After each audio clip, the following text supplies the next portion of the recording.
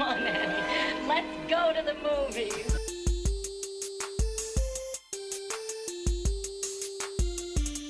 This is the Cinereelists, episode 513. My name is Kyle. My name is James. And my name is Zach. And we're here to talk about movies, movie lists, and movie obsession for the next hour or so. Welcome, guys. Thanks, man. Hi, Kyle. Happy birthday. It was my half birthday last week. Half birthday. Yeah. No, that's not a No, thing. He has a party every year for his half birthday. Yeah. That is It's not aggressive. a thing. My son wanted to celebrate my half birthday, so my son and my wife threw a mini party for me last week. Ridiculous. He's 6. Like, half birthdays are huge to him. The idea of like, now you're 6.5, or So you give My him case- half birthdays? no, we'll like acknowledge his half birthday. Okay. We don't like throw him a party, but All right. he bought me a present, which is pretty cool. So Yeah. All right. At my house, if you have a half birthday, you go to the pantry and we mark your height on the wall. That's it. That's That's the extent of the wonderful. celebration. Yeah. Nice. So are you gonna wait? Are you gonna measure your height in about a week, Zach? Yeah. We measure the adults too. It just stays the same. You hope. No, You it's hope. gonna We start just- going down eventually. It's going to be like a slow smear down. Exactly. Yeah. Awesome. I've never heard of that, and I won't be doing it. You've never heard of half birthday? No, why? Why would you celebrate that? Why not? Why not just Why- have a little? Why not why- celebrate quarter birthdays then, or 1/12 birthdays? I mean, Yeah, where does it end, Kyle? I'm just trying to bring some joy into this drab life we now lead called 2021, 2022. Jeez, how long is this? James, do you remember when I was working with you that I celebrated my 1B? Your 1B? Do you remember me mean, celebrating my 1B? Was that your billionth second on the planet Yeah, or something like my that? billionth I do second. vaguely remember that. Yes. Yeah. I mean, that I was- that at least happens once. It doesn't happen Only every once. year. Yeah. Yeah. I calculated exactly to the second when my 1B would be, Mhm. and I made sure everyone in my life knew about it. And then I had to wake up at like 4 a.m. to celebrate, and then I just went back to bed. Yeah. Everyone in your life knew about this, Zach? Everyone important, all the major people. Mhm. Yeah. Okay, so Yeah, none of the riffraff. none of knew. those riffraff in Wisconsin. They didn't get to hear Yeah. about this. Yeah, for sure. Especially because your 1B would have passed like right by that point. So does that mean Yeah. your 2B would be when you're like in your late 50s? Is that right? No, your 2B's in your 60s. About if it once you have your 2B, you're ready to retire pretty soon. Interesting.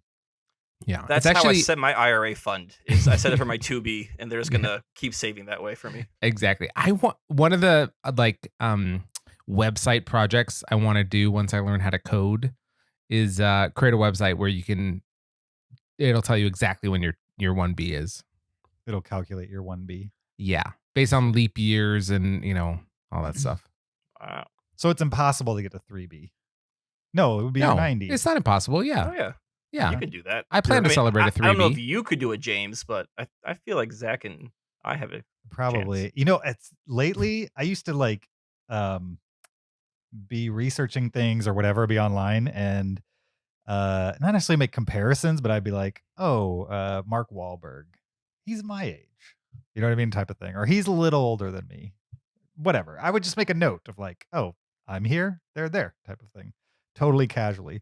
Lately, between Norm Macdonald and Bob Sagetine, I'm like, they're 20 years away from where I'm at right now. And that feels way too close for me. And I know it's people get older, the march of time, you can't stop it. I'm not depressed or anything. I've just been casually noting that people that pass away young are not that far from my age. Yeah. Like far closer to my age than I am to being born type of thing. Like I'm a good 2/3 of the way to people that die young. And that weirds me out a lot. I don't know why. Well, Have you guys experienced that yet? no. Okay. No. Well, get ready. It's coming. I get weirded out that I'm older than Aaron Rodgers. That's just kind of weird to me. Sure. And you're not older than Ted Cruz, but you might be the same age. Is that right? No, Ted Cruz is older than I am. Wasn't Ted Cruz like in his 30s like a couple years ago? He's like the oldest looking 30-year-old. Ted Cruz is not 30. How old is he? How old is he? Ted Cruz is probably 49. Look it Ted up. Cruz is 51. 51. Okay, who am I thinking of? There's somebody else that's like a politician that you would Matt assume. Gaetz, maybe? Maybe. Yeah, Matt Gaetz is like his late 30s. That's really funny. But if I'm older than Matt Gaetz, that doesn't surprise me because he's a child. Sure. Maybe it is Ted Cruz that weirded me out because 51 is only 7 years older than me. Okay, do you want to find out what actors are the same age as me? Sure. What Andrew about me? Garfield. This Andrew is Garfield. this is not the episode to do this on, but let's this quickly let's go. Okay. Andrew Garfield, Right. Chris Hemsworth. Mm-hmm. Uh-huh. We're the same age. Okay. Carrie Underwood, Mila Kunis, All right. Donald Glover. That means if you were on that 70s show, season 1, you would have been like Yeah. 15 when it aired. Yeah. Yeah. I get apparently. Aaron Rodgers, Okay. Henry Cavill, Emily Blunt, Jonah Emily Hill, Blunt. Adam Driver. Really? Yeah. These are Wow. my people. Our people, Zach. Our people. You're older. By like a week. some Keep counting. change. Keep counting. Ben Shapiro. Ugh. There's a score. James, you want to know the people that are your age? I mean, why not? This is a great use of our time for this very small episode we have in front of Yeah. us. Let's see. This is going to be depressing. Celine Dion, No. No. No. Wait. No. Daniel Craig, No. Josh Brolin, No. It's not right at all. Joe Bette Biden? Midler. Hitler. How dare you? I'm just kidding. I think I know how old you are. Zach, you should have named all dead people. No, I wouldn't do that. to him. Elvis. Elvis, Norm MacDonald. Lin-Manuel Miranda All right. I don't and hate Nick being the Cannon same and age. Channing Tatum. Nick Cannon. I haven't Nick heard that Cannon name in is a my while. age. That Jake seems- Gyllenhaal. Nick Cannon seems younger than me, but Yeah, but he's not. Gucci Mane. the guy with Your the age. face tattoos. Doesn't Doesn't he have an ice cream face tattoo? He has an ice cream face tattoo. Yeah. I thought he was Pitbull? dead. I don't Christina know. Aguilera, Ryan Gosling, Macaulay Culkin. All right. When, All right. when Home Alone came out, were you about the same age as Macaulay Culkin? I'm going to answer yes, just based on the facts in front of me. All right, Chris Pine. Let's get into it. All right. Let's get into this episode. It's episode 513 of the Cinereelists podcast. It's a very special episode. If you've never listened to a Hangover episode, we do these annually. It's always the episode right after we run down our top 20 films of the year before in which we record. And in the Hangover, it's basically, this is the episode where we earn the word lists in the name of the podcast, Cinereelists. I mean, we do a lot of lists over the course of the year, but none like the lists in the Hangover. This episode, year after year, has more lists by quantity than by far any episode we do. And I would challenge more lists than Than any other podcast Yeah, on the face of the planet in one single episode. I would guess. I agree. I would dare anyone to find another podcast that does more lists in a single episode than this podcast does. If you Once a can year. find one, James will eat his hat I or will shave his beard. if you can find one as of today's recording, okay? Not Yeah. create one that has more lists and now I lose. Right. As of today's Cheating. recording, it is Sunday, January 16th, 2022. You can find one that predates this that has more lists. That's not a Cinereelist episode. Good, important caveat. So many qualifiers. Then I will shave my beard on the podcast. All right. On the audio podcast. We do video now. we do. Yeah. point is, we're about to run through a lot of lists very quickly. It's a rapid, fast-paced episode that we're going to get into right after I remind you that there's a video version of this podcast on YouTube. Search Cinereelists to find it. Also, go to patreon.com/Cinereelists to support the podcast, or you could leave an Apple Podcast review. We appreciate leaving us those on Apple Podcasts, 5 stars only, or send us a listener email to heyguys@cinereelists.com, REEL with an S on the end. Send a comment, a question, a list suggestion, a movie suggestion, any of those kinds of things. For the last weeks or so, the listeners have been sending us their top 10 to top 20 lists of 2021. And Zach has been collating these emails into one master listener aggregate list. Yes. Tell us about that, Zach. So every year I apply the Cinerealist algorithm, which every year gets refined, more complex. Lots of factors have to be taken into consideration. This year we had 85 different movie titles between all the listener lists. Wow. So 85 nominated films for the top 10. Mm-hmm. And I boiled it down. I've narrowed it down. So I had the Cinerealist top 10. Okay. So if they sent the top 20, you only took into account the 10. No, of course not. Their top 20 was taken into account, but I only created a master top 10 because the lower it is on the list, the less my confidence interval is. Gotcha. So something that only appears once low on a list is never going to enter the top 10. Yeah, exactly. So they are always factored in. But I do have a top 20. Everything is, I have up to top 20. Like Nobody was number 20 in the ranking. But I think it's most meaningful to do the top 10 for this list. I agree. Also, the shortest. That's true. Okay. Some of these are surprising, I think. All right. And it's always the case where access to movies does skew a list, right? So movies that everyone sees or everyone has access to versus movies that are more limited. Okay. So that's always going to be a factor in these kind of lists. But number 10, Spencer. Number 9, Red Notice. Oh, interesting. Number 8, The Last Duel. Although one listener, instead of writing The Last Duel, they wrote The Last Dune. But I counted it as The Last Duel because they also had Dune on their list. Okay. So The Last Duel / The Last Dune. Number 7, The Power of the Dog. Number 6, Bo Burnham Inside. Number 5, The French Dispatch, which is the first film I hadn't seen. Interesting. Number 4, Coda. Yep. Number 3, Dune. Number 2, Spider-Man : No Way Home.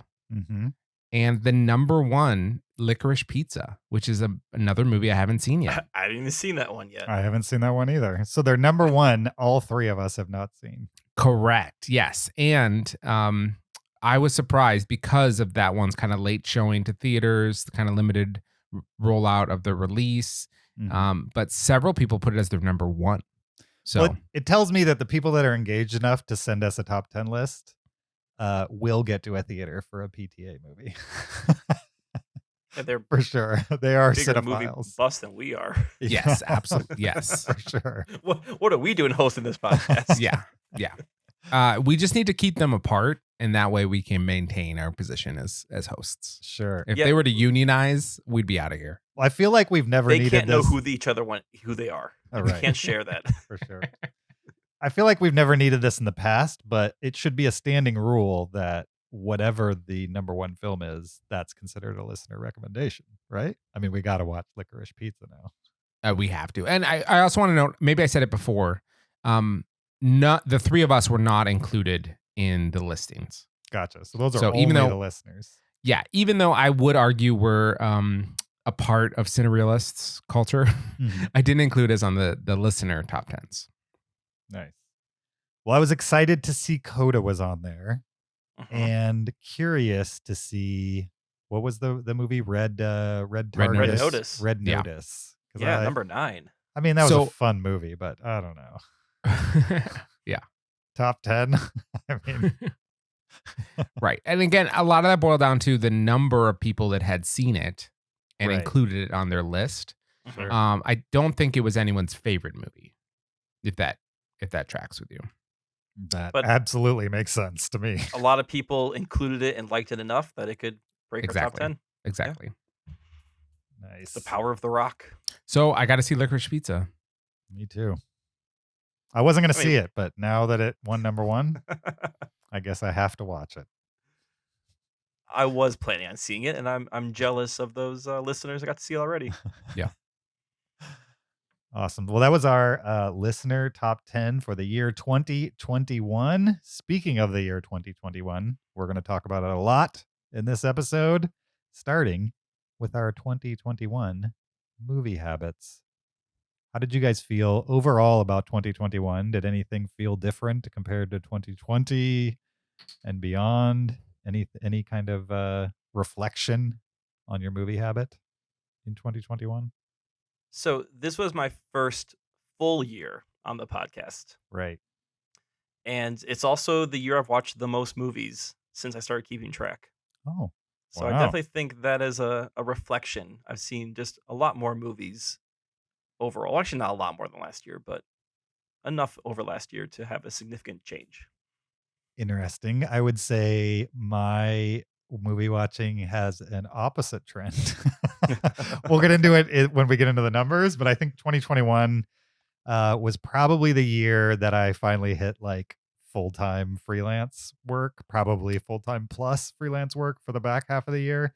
And so I've just been working a lot. And then you throw in a side project, and you also throw in a kitchen remodel, and like my movie watching just was not the same as it has been in past years.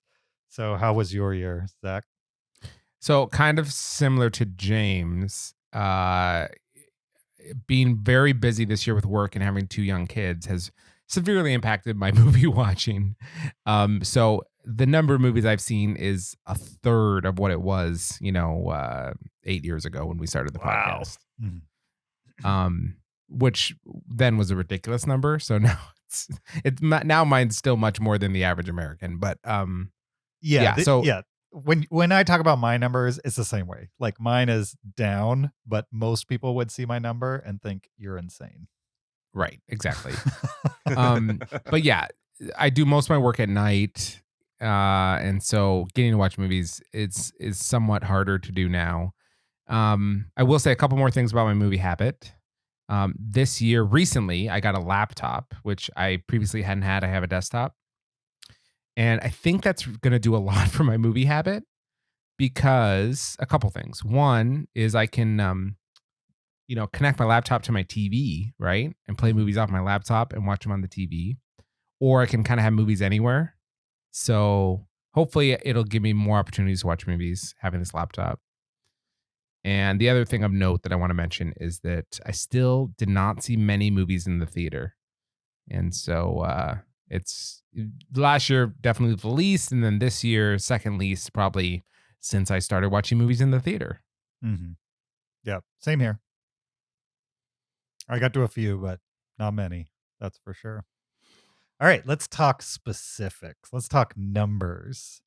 How did we do this before? Did we kind of let's round robin this based on each bullet point, and then if you have any extras at the end, let me know. First, let's talk about our average rating of 2021 movies versus 2020 movies. So 5-star rating of the movies that we watched in 2021 versus 2020. Did the average rating of those movies go up or did it go down? My average rating 5 stars in 2020 was 3.22, and in 2021 it was 3.26. So it did go up, but like in an imperceptible way. for sure. Not significant way. Pretty much Right. the same. Yep. Now, James, can I just ask about your calculation? Was that for 2020 movies or movies you saw in 2020? It was 2021 movies versus 2020 movies. I Gotcha. believe I said Okay. it wrong. Okay. But that's what I did that's how I got both the calculations. I did Okay. Oh, you did. 2021 movies I saw in 2021 and 2020 movies I saw in 2020. But then I also did all the movies I saw in 21 versus all the movies I saw in 2020. Okay. Just because. And what'd you get for the And? numbers?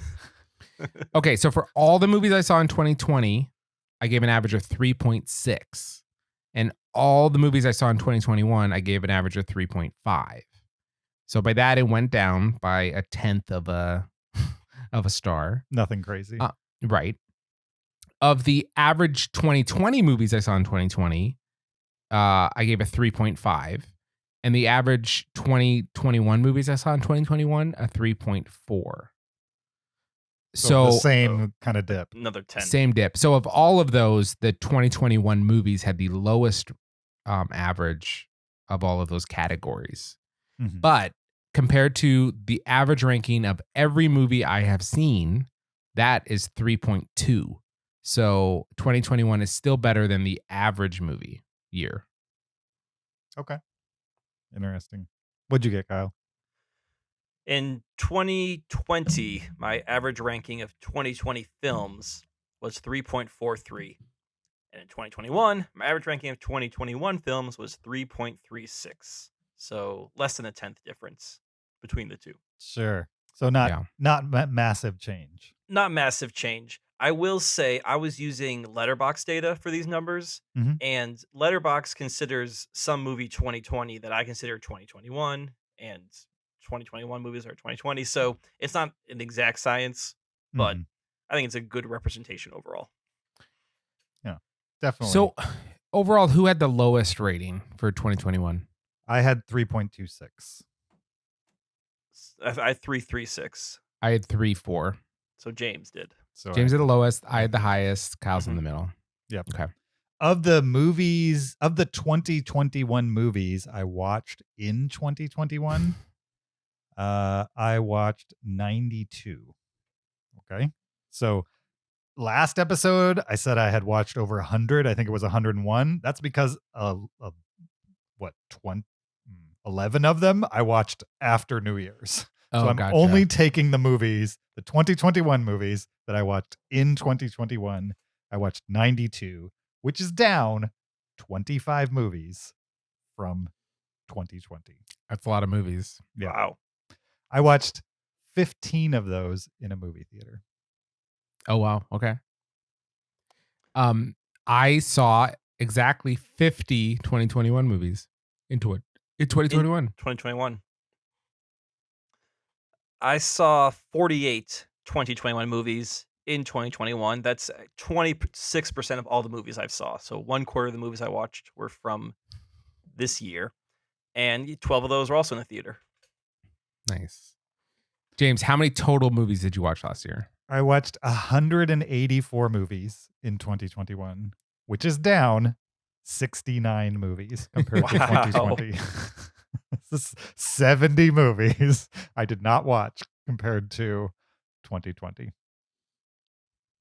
I saw exactly half of that. I saw 92 movies in 2021. Wow. James, I was so close to beating you this year. 182. Ooh. Oh, wow. Two movies two difference. off from Two off. beating James. I mean, that how Huh. many? There's 365 days in a year, so every other night you watched a movie, basically. Yeah, so my average is 3.5 a week. Right. Yeah. So That's what you got to do in order to maintain that number. It's like every other night on average, you got to be watching a movie. It's a lot. or sometimes it's, watch one with the family, and then after they go to bed, watch a second one. Right. Yep. Or what I tend to do is like when I'm just tired of everything, I watch like 4 in a day. And just like half work through one of them and, loaf the rest of the night, the rest of the day and night. I also watched one movie at a drive-in this year up in Georgia. Some other stats on my watching is that I tracked my streaming services for the first year. So I watched 5 movies on Amazon, 3 on Apple TV, 3 on Disney Plus, 14 on HBO Max. because they released all their movies on the service. So if you wanted to watch new movies, not in a movie theater day and date, you had to watch them on HBO Max, basically. 2 on Hulu, and Netflix clocked in as the big winner with 27 movies. Got my attention on Netflix this year. 27 Netflix movies, not just movies produced by Netflix. Nice. Yep. That's a great stat. I actually tag all my movies on Letterboxd with how I watch them, and I wish I had that information for you easily right now. It would take too much time for me to mess around on Letterboxd, but sure, I'm gonna save that for next year. I'm gonna make a little note. Yep, definitely. There was one year where I tagged every movie I saw in a theater with how much I paid, and then at the end of the year, I could tell you how much money I spent in tickets. Nice, which was great. I stopped doing that when the pandemic hit. Kyle, if you just go to your Letterboxd and then click on tags, it has them already ranked for you. But that's for all time, not for just the year. Okay. So I could tell you, like, Netflix is I watch most of my movies on Netflix, followed by Blu-ray, but I can't tell you what that means just for 2021. Gotcha. Okay. Does anybody have any other stats they want to throw in? Yeah. So I like to keep track of the movies I rewatch too. Mm-hmm.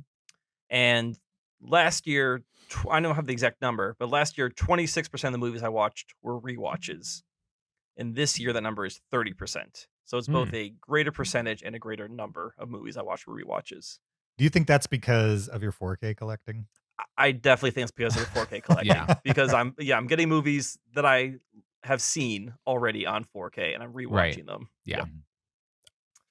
And I feel good about that. I mean, that's, one out of every 3 is a movie I've seen before. I mean, like, movies should be enjoyed. Not everything has to be a brand new movie every single time. There's something fun about going back to one that you know and love and can experience in 4K. Sure. Well, I can tell you of my 184 movies in total that I watched in 2021, 33 of them were rewatches. I don't know what that comes out to percentage-wise. Probably not a quarter like yours was, Kyle. But it's a lot of rewatches. And I watched 33 Blu-rays. 4 of them were blind buys. So I had never seen the movie. I bought it on Blu-ray, watched it. And 6 of them were 4Ks. So didn't really watch a lot of 4Ks in 2021 if you think about it. That's not James, a lot. I would love to know the number of how much money you spent on 4Ks this year versus how many I watched. How many movies you watched. Or like how many 4Ks you added to your collection versus how many you watched this year alone. Sure. Well, I know I added 100 plus and watched 6. So I would say I'm adding them faster than I'm watching them. That's for absolutely sure. Anything else with the personal stats? Because I do have one more stat, but it's more podcast related. Well, I'm going to jump into the 4K thing really quickly here. Sure. So I got a 4K player for Christmas of 2020. Mm-hmm. And now 1 year later, I own 63 4K movies. Yeah, so Kyle's adding them like a madman as well, I would say. All right. As a podcast, we released in audio, okay? I didn't calculate video. I should have. I only calculated the audio. We released 4 days, 8 hours, 11 minutes, and 46 seconds of audio, not including after shows. That's like audio free to the world, not behind a paywall. I didn't add the after shows. Probably should have done that too. So just to put that into perspective, if you're listening to my voice right now, and you know for a fact, you listened to every episode in 2021, you listened to the 3 of us or some combination of the 3 of us talk for 4 days and 8 hours. That is a lot of listening to us talk, I would say. It's more than 1% of your year spent listening to us. Right. Yeah. So if you feel like you're in that club, thank you. I don't know. Hopefully we have not completely wasted 1% of your year last year. But yeah, that's a lot. every time I do that calculation, I have to do it like 3 or 4 times just to make sure I'm not doing it wrong because it sounds insane. But when you consider each episode is like 2 hours long and then you add 52 some odd episodes, you're like, oh yeah, that's 4 gonna days. Does add up. that doesn't include Patreon, correct? It does not include Patreon episodes. Do you have that number? I don't. I I bet feel you like that's the another- last time I did this calculation, you asked me the same thing, and I didn't have it then either. Yeah. Do you So think Patreon adds another day? I don't think Uh, it's a full day, but it's some time. maybe it rounds off to 5 days even. Probably. Okay. I could see that potentially. being One true. work week you can spend listening to us if Right. you're a Patreon supporter. So that was our 2021 movie habit. Let's get into some lists. Let's do it. These are 2021 lists. So if you want to hear our favorite movies of 2021 and you haven't listened to it, go listen to episode 513, the episode before this, because these are lists that aren't necessarily our favorite movies, but they're related to movies in 2021, good and bad. We're going to start with our top 10 best performances of 2021. Keep in mind, guys, we got to be quick on these because there's a lot of lists to get to. Why don't I start? This is the top 10 best performances of 2021. So my favorite acting performances in movies. My number 10, Andrew Garfield in a movie that he was in 2021. In my number 9, Nicolas Cage in Pig. My number 8, Oscar Isaac in The Card Counter. He was awesome in that movie, as he is in most movies. My number 7, Simon Rex in Red Rocket.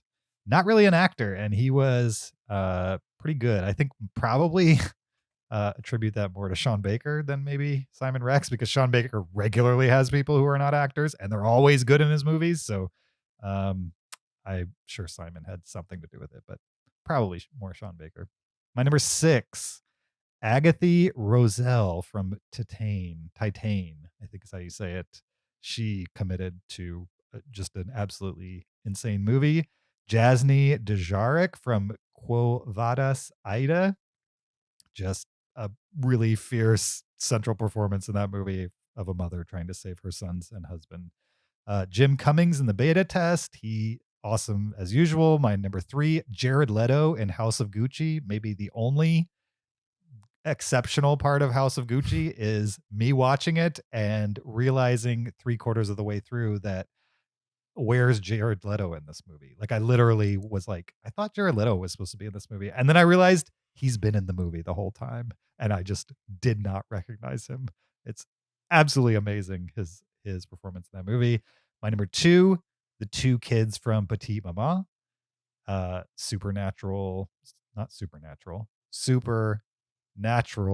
performances from those kids. And slightly supernatural. Sure. And my number 1, Rachel Sennett from Shiva Baby. I laughed throughout that movie, and I will give it up to her for being able to give that to me this year. Cool. My top 10 performances of 2021 are in no particular order. Cody Smith McPhee from The Power of the Dog. Even though I didn't care for that movie that much, loved his performance. Nicole Kidman and Javier Bardem tie for their performance in Being the Ricardos. Josephine and Gabrielle Sands, those are the 2 little girls from Petite Maman. Ana de Almas from No Time to Die. I liked her performance so much, I want a spin-off movie where she is the lead. The mother in Dune, I forget that actress. Kyle probably knows it. Oh, she's from Mission Impossible. She's Rebecca Ferguson. Nope, Ferguson. Rebecca Ferguson. I thought her performance was awesome in Dune. Kristen Stewart in Spencer, fantastic. Jodie Comer in The Last Duel. Ben Affleck in The Last Duel. Tony Leung in Shang-Chi, The Legend of the Ten Rings. He was awesome. And Alicia Vikander in dual roles in The Green Knight. That she was on my short list. My 10 best performances are also not in any particular order. Marlee Matlin and Troy Kotsur in Coda. They play the parents, and they are great and hilarious. Rosamund Pike and I Care a Lot. I really liked that movie. It was top 20 for me, and I really liked her role and just kind of how devious she was. Melanie Laurent in Oxygen. That movie lives or dies on her performance and lives for me.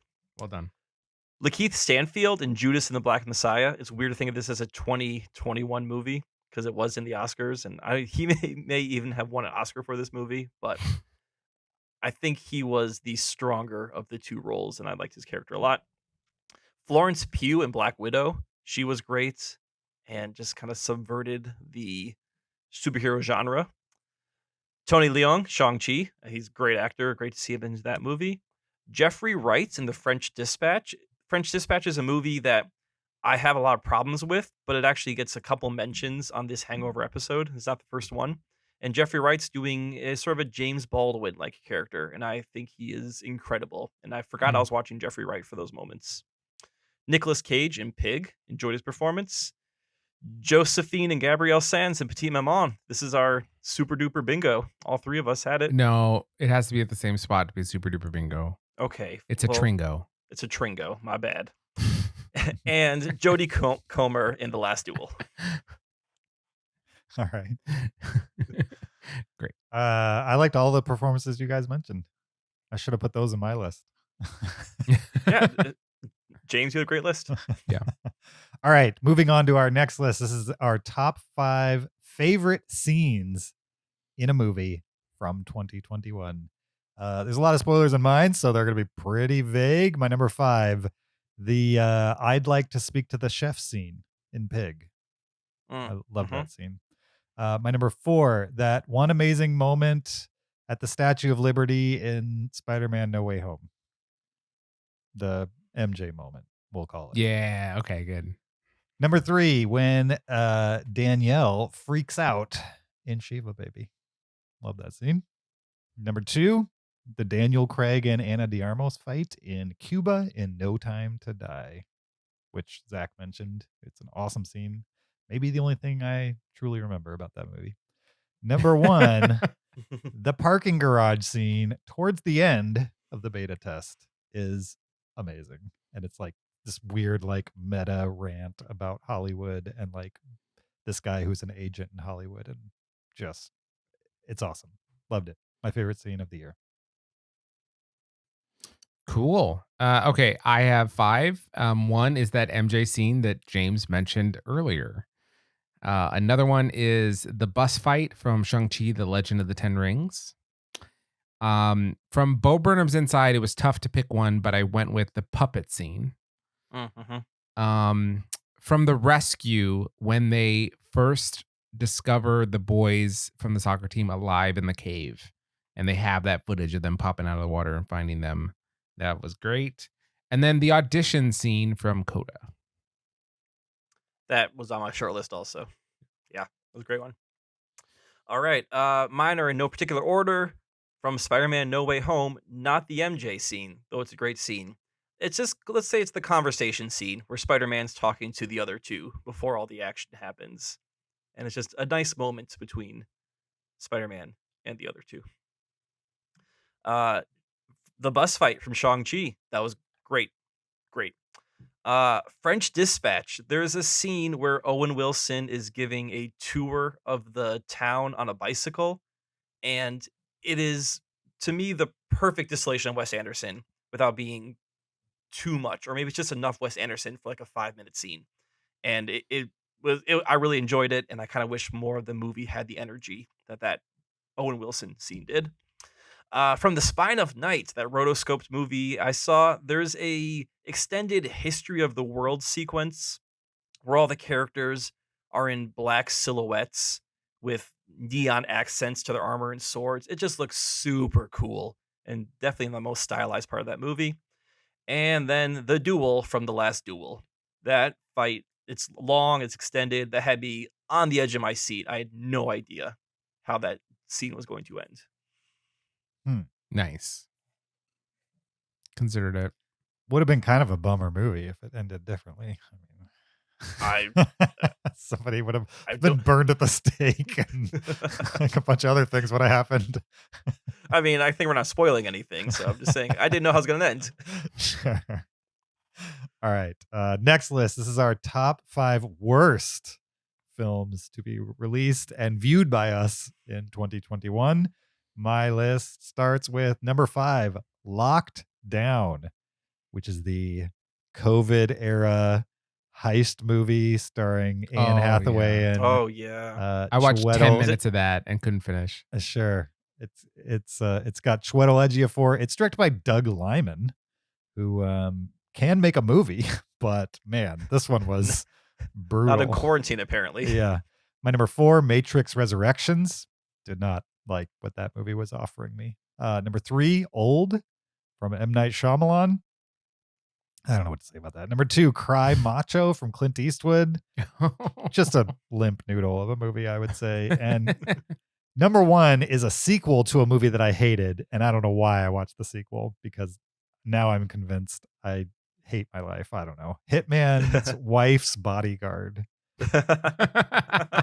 Hitman's Wife, I think, or Hitman's Bodyguard. I don't remember what the title of the first one was. Hitman's Bodyguard's the original. Yeah, I didn't like that movie. And then for some reason I was like, all right, I'll watch the sequel. And then I was like, oh yeah, I hated the first one. This is That's even amazing. worse. That's incredible. So, that was the worst movie I saw this year. Okay, my number 5 was The Power of the Dog. Mhm. My number 4 was Don't Look Up. My number 3 was The Mitchells versus the Machines. Gosh, I can't believe you put The Power of the Dog and The Mitchells versus the Machines. the on your machines 5 worst. between Don't Look Up. Yeah. Didn't care for Mitchells versus the Machines. Number 2, Matrix Resurrections. And number 1, The Woman in the Window. Mm-hmm. That was not good. My number 5 is Army of the Dead, the Zack Snyder zombie heist movie. It was bad at both of those things.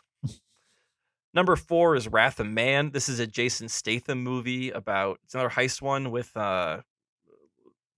armored cars, and it was just dumb. Number 3, Cry Macho. I felt bad for Clint Eastwood while watching this movie. Number 2, Old. I did not feel bad for M. Night Shyamalan. I felt bad for myself for thinking he could maybe still make a movie. And my number 1 is also The Woman in the Window. I hated this movie. A super Hated bingo. it. Yeah. High five to that, Zach. That's a bingo. I mean, I disagree on the Guy Ritchie movie on Wrath Wrath of of Man. Man. I Did you don't love watch it? No, I absolutely watched it. If you consider Guy Ritchie's like early output, I agree it's not up to par. But if you just want like a turn your brain off heist movie, I think it's fine. Nothing No, but- amazing, but not worst. Come on. No. The acting is bad. The plot is stupid. And the plot is super obvious. Like, Oh my gosh, they- this is they- from the they guy tr- who loves Fast and Furious movies. I mean, Called out. Wrath because of Man is practically Shakespeare compared to those movies. no, because Fast and Furious, the good ones, they know what they are. And Wrath of Man thought it was making everyone's making a serious heist movie in Wrath of Man, I don't know and about that. it was not happening. I don't know about that. I disagree, but it's fine. Fast 9 was a superior film in all senses to Wrath of Man. It's no Power of the Dog, Mitchells versus the Machines. Yeah, you know that Mitchell's versus the Machines trash. Stupid. Power of the Dog, who's probably going to win the Oscar this year. But obviously, Zach knows something we don't know. So Next list, this is our top 10 favorite non-2021 movies we watched for the first time in 2021. Now, I'll say I didn't watch too many new movies. And as a result, I don't even remember my number 10. Lila Says from 2004. It's a French don't even coming of age remember it. movie. Don't even remember it. But by That's the amazing. numbers, it's my number 10. Vaguely remember my number 9, Stardust from 2007, fantasy film with Robert De Niro in it. And yeah, I remember enjoying it. My number 8, The Disappearance of Alice Creed from 2009. It's a British thriller, one room. Almost the entire movie takes place in one room. Stars Gemma Arterton. and it was good. The Legend of Ben Hall from 2016, which is an Australian Western. If you're into those, you should check out that movie. Number 6, A Vigilante from 2018, starring Olivia Wilde as a woman who's getting revenge and is good at it. Number 5, Super Dark Times from 2017. This was a listener recommendation and a good one that has made my list here. I forget who recommended that, but thank you. My number 4, The Last Airbender from 2010. This was the one Shyamalan film other than Old that I hadn't seen when Old came out. And I watched it and I was like, I don't know what people are talking about. This movie's totally entertaining. I enjoyed it. And I don't know why. I guess there's just like a lot of hardcore Last Airbender people who are offended by this movie. But if you have no context for Last Airbender, nothing offensive here, in my opinion. It's just kind of like a fun fantasy movie with no twists in it. It's like Shyamalan playing it straight. My number 3, The Umbrellas of Cherbourg. Ooh, Finally saw yeah. this from 1964. Watched it because I got it on Criterion Blu-ray, and also because people have been telling me for years that if I like La La Land, I should watch The Umbrellas of Cherbourg. And I watched it, and they were right. I liked it.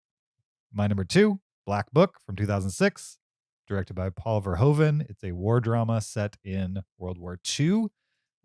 Great. And certainly has Paul Verhoeven touches to it. What you would kind of the weirdness you'd expect from him, but it's also a very straightforward war drama set during, Holocaust times. Though not a straight Holocaust movie. And my favorite non-2021 movie that I watched last year was The Parallax View from 1974, a political thriller that definitely stands the test of time. You can watch it today. It's not necessarily going to feel like a movie that was made in 2020, but it's going to hold up for sure, like other classics that you probably have heard of. I don't think this one really gets talked about much, but it should. There's a final scene in a convention center towards the end that is just awesome. I really enjoyed it. My number 1. Awesome. My top 10 favorite non-2021 movies that I watched for the first time in 2021. Number 10, a documentary called Love and Tasha. Number 9, You Can't Take It With You, a Jimmy Stewart film. Number 8, The Last Laugh. Number 7, Clouds, based on a true story. Number 6, Ivan the Terrible, Part 1, based on a true story. Number 5, Charade. Number 4, Somewhere. Number 3, The Vast of Night. Number 2, Black Bear. And number 1, Derek Delgadio's In and of Itself. I'm really excited Somewhere hit this list for you because that's one that like I've been saying like you should see. and you finally got to it this year. And it's kind of a roll of the dice on that movie, but since you like Jerry, like Somewhere is not Jerry, but they give you similar amounts of information about what's going on. So I know you have a threshold for that type of kind of aimlessly feeling movie, even though there is an aim. I'm glad that worked for you. That was a great recommendation, James. So I know James saw 184 movies. I saw a record-setting 182 movies. All right. And 75% of those were non-2021 movies. So I had a good list to go through. My number 10 is Chronicle, the Dane DeHaan, Michael B. Jordan, and Third Guy superhero movie.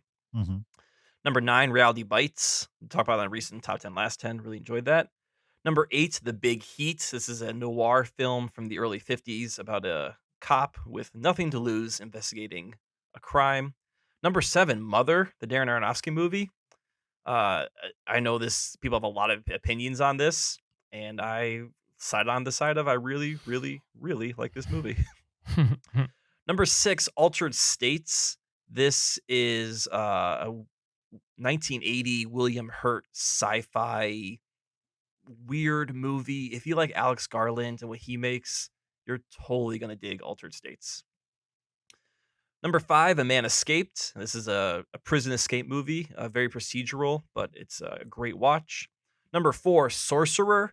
This is a remake of the Wages of Fear, directed by William Friedkin. And this movie totally justifies its existence. It can definitely be a remake, and it stands on its own. It's as good as Wages of Fear. Number 3, Michael Mann movie starring James Caan. Number 2, The Spy Who Came In From the Cold, another Cold War era spy movie. I spoke of that on a recent Top 10 Last 10. And then my number 1 favorite movie of the year that's not from 2021, Judgment at Nuremberg. This is the movie about the Nuremberg trials after World War II. And I love a courtroom drama. And this movie does it perfectly. How long is that movie? Under 3 hours. Okay. Yeah. So it's long, but not like 8 hours. Not like Showa. No. Okay. And it's a drama. It's not a documentary. It's not based on one of the actual trials from the Nuremberg trials. It's sort of It's fictionalized. It is fictionalized about an actual event, though. Like the trial itself is fictionalized. Sure. And James, by under 3 hours, he does mean it's 179 minutes. Yeah, so it's 1 barely minute under 3 hours. Yeah. I told you. Yeah. All right. He's nothing if not accurate. For sure. All right. Our next list is our top 5 worst non-2021 movies that we watched for the first time in 2021. My 5th least favorite non-2021 movie that I watched last year is A Good Woman from 2004. Don't remember anything about this, which will be a theme. My number 4, The First Great Train Robbery from 1978. Not so great because I don't remember it. It's called The First Great Train Robbery. The First Great Train Robbery. I think it has like a big actor in it, and that's why I watched it from the time period. Number 3, Larry the Cable Guy, Health Inspector. Now, I don't remember anything about this, but I do remember I just had Tubi on in the background, and it was just rolling from one movie to another, and one of the movies it rolled to was this, and I just kept it on, and that's why I watched it, not because I really wanted to watch this movie. My number 2, this might be controversial and make me be uncool, but Pierre LaFou Oh, I haven't even seen it, and I now think you're super uncool. did not like. What? Okay, don't even waste your time with The Samurai. You don't deserve that movie. I've seen that movie and I enjoy it. Oh, you enjoy it. It's a perfectly middle of the road movie for me. A middle. Wow. Pierre LaFou was like just pointless. My number 1 Wow. My number 1, the movie I enjoyed the least, is one that Zach forced me to watch, Sword of the Valiant, The Legend of Sir Gawain and the Green Knight. That movie was atrocious and hard to get through. And it was short, and it was still hard to get through. Yeah. That movie was awesome. Oh my God. The only reason to watch that movie is to know the difference between a bad movie and a good movie. If you never watch bad movies, you'll never know how bad they can be. That's a standard bearer, I would say. That is funny. All right. My top 5 worst non-2021 movies watched for the first time in 2021. Number 5, The Trouble with Angels, a Haley Mills nun movie. Number 4, Cimarron, a Best Picture winning Western that's kind of racist. Is that about the horse named Cimarron? No, it's about a land rush in like Oklahoma or something. Thinking of a different thing then. Most Westerns from that era are kind of racist. Yeah, but this one was like noticeably Okay. kind of racist. Yeah. Number 3, Hillbilly Elegy. I just didn't care for that movie at all. Mm-hmm. I don't know. Yeah, I don't know what I missed. Number 2, Voyage of Time, the IMAX experience. And number 1 is The Rounders, which is a very forgettable Western. Oh, okay. That's terrible. Oh, not the Matt Damon movie. Not the Matt Damon movie. I was gonna say, I thought you like Rounders, but I do like Rounders. This is The Rounders. The Rounders. And it's awful. Gotcha. Well, this might be a Cinereelist first. This is maybe the first time that 2 Larry the Cable Guy movies have come up on an episode. Because my right. number 5 is Cars 2, Okay. and he's a big reason why it's that number 5. Gotcha. Number sure. 4, Game of Death, the Bruce Lee movie that doesn't really star Bruce Lee. Mhm. Yeah, Number I remember that. 3, Doctor Sleep. I just did not enjoy this movie at all. Number 2, The Most Beautiful. I talked about this on my last top 10 most recently. This is the Akira Kurosawa World War II propaganda film. Just not a fun watch. And then James, number 1, Sword of the Valiant. What a waste of my time. What an utter waste of time. The only thing I enjoyed from that was watching Sean Connery ham it up in the beginning. All right. And And then when then- that's over, you're like, why am I still watching this? And like the movie it's not just bad, it's incomprehensible. I had no idea what was going on towards once they got out of like the castle and they got in the world. I'm like, this incomprehensible. It's a bad movie. I agree. You guys need to relax. That movie was fun. It was not. It was not fun. It was It was fun at the beginning, and then that's over, and then you're like, Yeah. oh my gosh. I want those 84 minutes back. It's definitely, if I had a list of like movies that should just be YouTube clips, that's it. Yeah, that's like it. number one with Guys. a bullet. I think you need to watch it again. I really think I will never watch it again. That's awesome. All right, so that's it for the lists that we do year after year. We also have a little category right here that are our random / surprise alternative lists for 2021. These are lists that can be anything we want, and we've made these lists on our own. We haven't told the other people what lists we were going to make, or how many of them we were going to make. I've made one this year.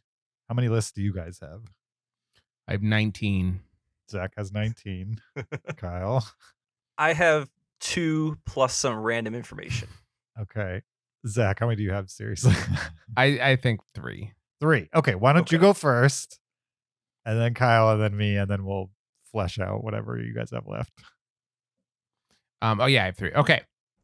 My number 1 list is what type of movie have I seen the most of last year based on its source material?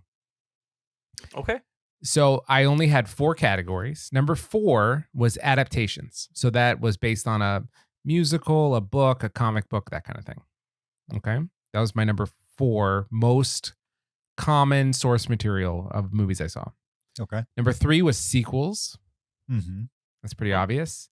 Number 2, based on historical events.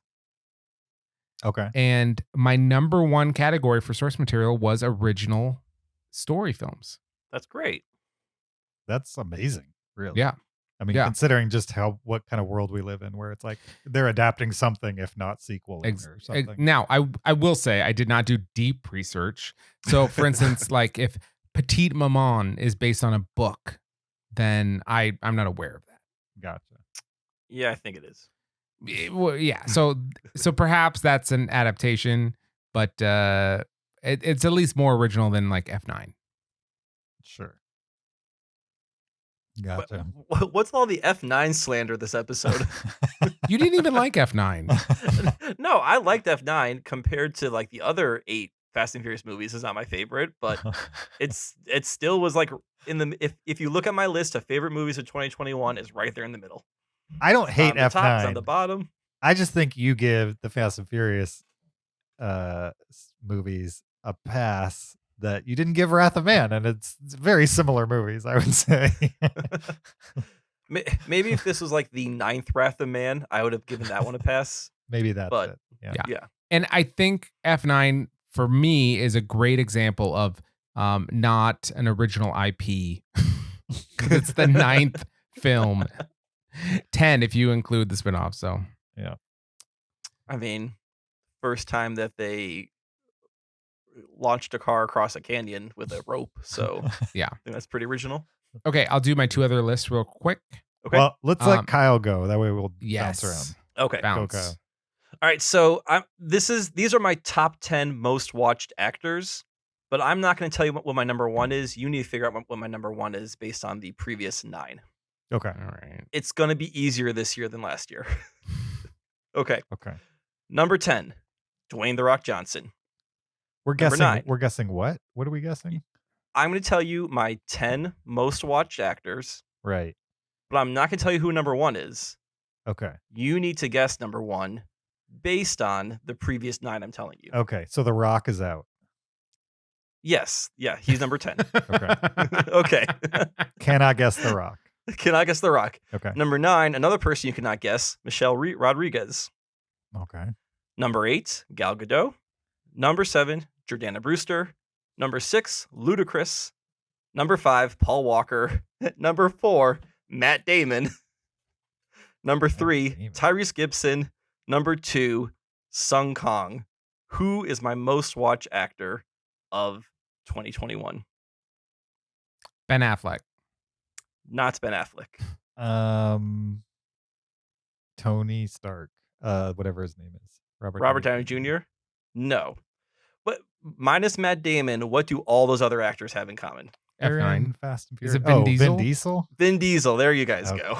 That makes sense. That absolutely makes sense. Okay. Interesting. You watched a lot of Fast and Furious movies this year. I watched all of them. So did I. So did I.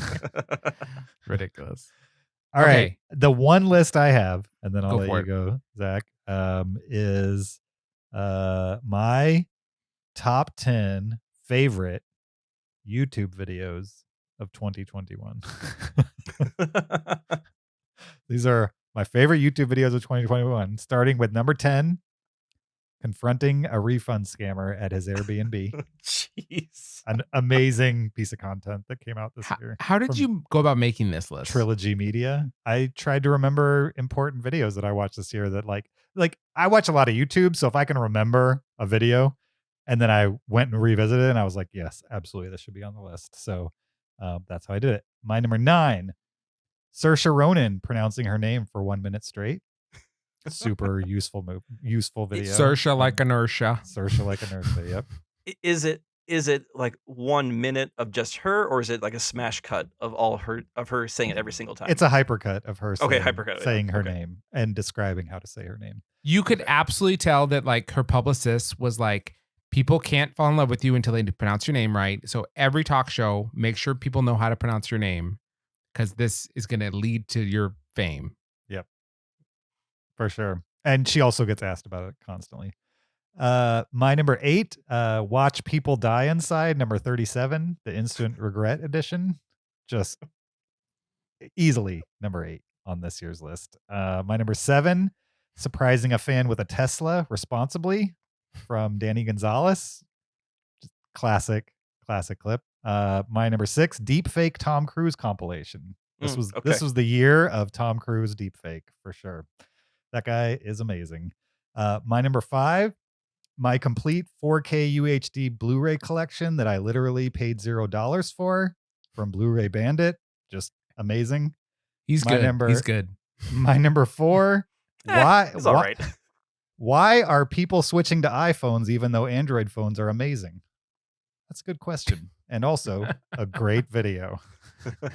Also a great video. What is This going seems like you do your own research. I need to find a video that supports my beliefs.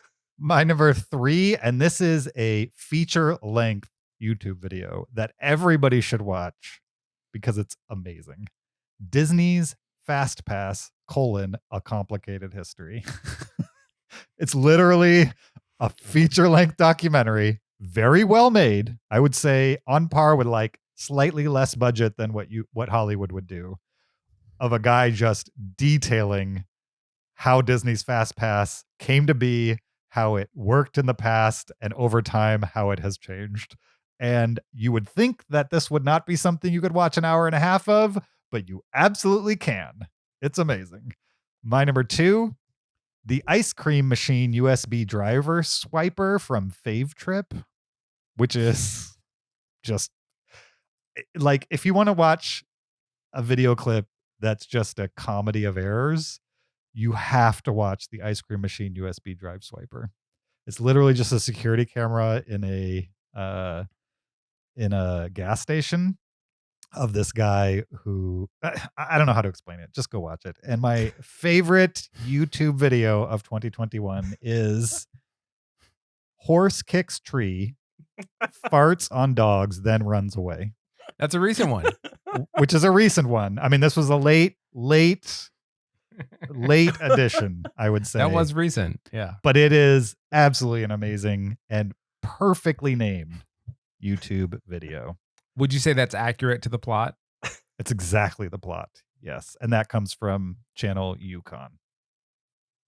James, that's like your last duel. Like you had a number one, and then at the last minute, boom, horse farts on dog. It just Horse slips kicks right in. tree, Okay. farts on dogs, then runs away. Just It's a slid in there 3-act for play we number got one. going here. It really spoke to all the things James wants to see from a video. Absolutely. James, awesome list. Any chance I can get links to your list? Yes. I will send you Thank links. you. I'll So I'll put put in the it show I'll put it notes. in the show notes. Okay. Zach, hit us with that another was- of your 3. That was great. My next list is James's favorite YouTube videos ranked Re-ranked. and re-ranked by my order. No. Top 10 movie creatures from 2021. Mhm. Number 10, The Suicide Squad had that shark guy. Yep. And the eyeball starfish people. Yeah. I love that big eyeball starfish. That Yeah, was it was a cool cool. creature. Yeah. Yeah, it was cool. Number 9, the aliens from the Tomorrow War. They seem dangerous to me. They were terrifying. I was underwhelmed by them. Well, if I were around them, I would be overwhelmed. When Well, I if I watched was that around- movie, I was shocked that it was PG-13 because those things were kind of terrifying. But they had green blood, so like they could get away with it. That's probably why. Yeah. Yeah. Well, what do you mean get away? Yeah, I get okay. No, it's you show red blood, you're rated R. You make the blood green or blue, and all of a sudden it's PG-13. That's true. Number 8, Lamb. There were several creatures in Lamb that I thought were good movie creatures. Mhm. Number 7, Don't Look Up. Just specifically, there's a Stegorok in it that I thought was funny. A what? A Stegorok. There's a creature called a Stegorok. Oh, Really? it's at the end. Well, if you want to say that, you can. Spoiler alert. I don't Yeah. think I'm spoiling anything except that there's a creature called a Stegorok at the end. Number 6, Pig.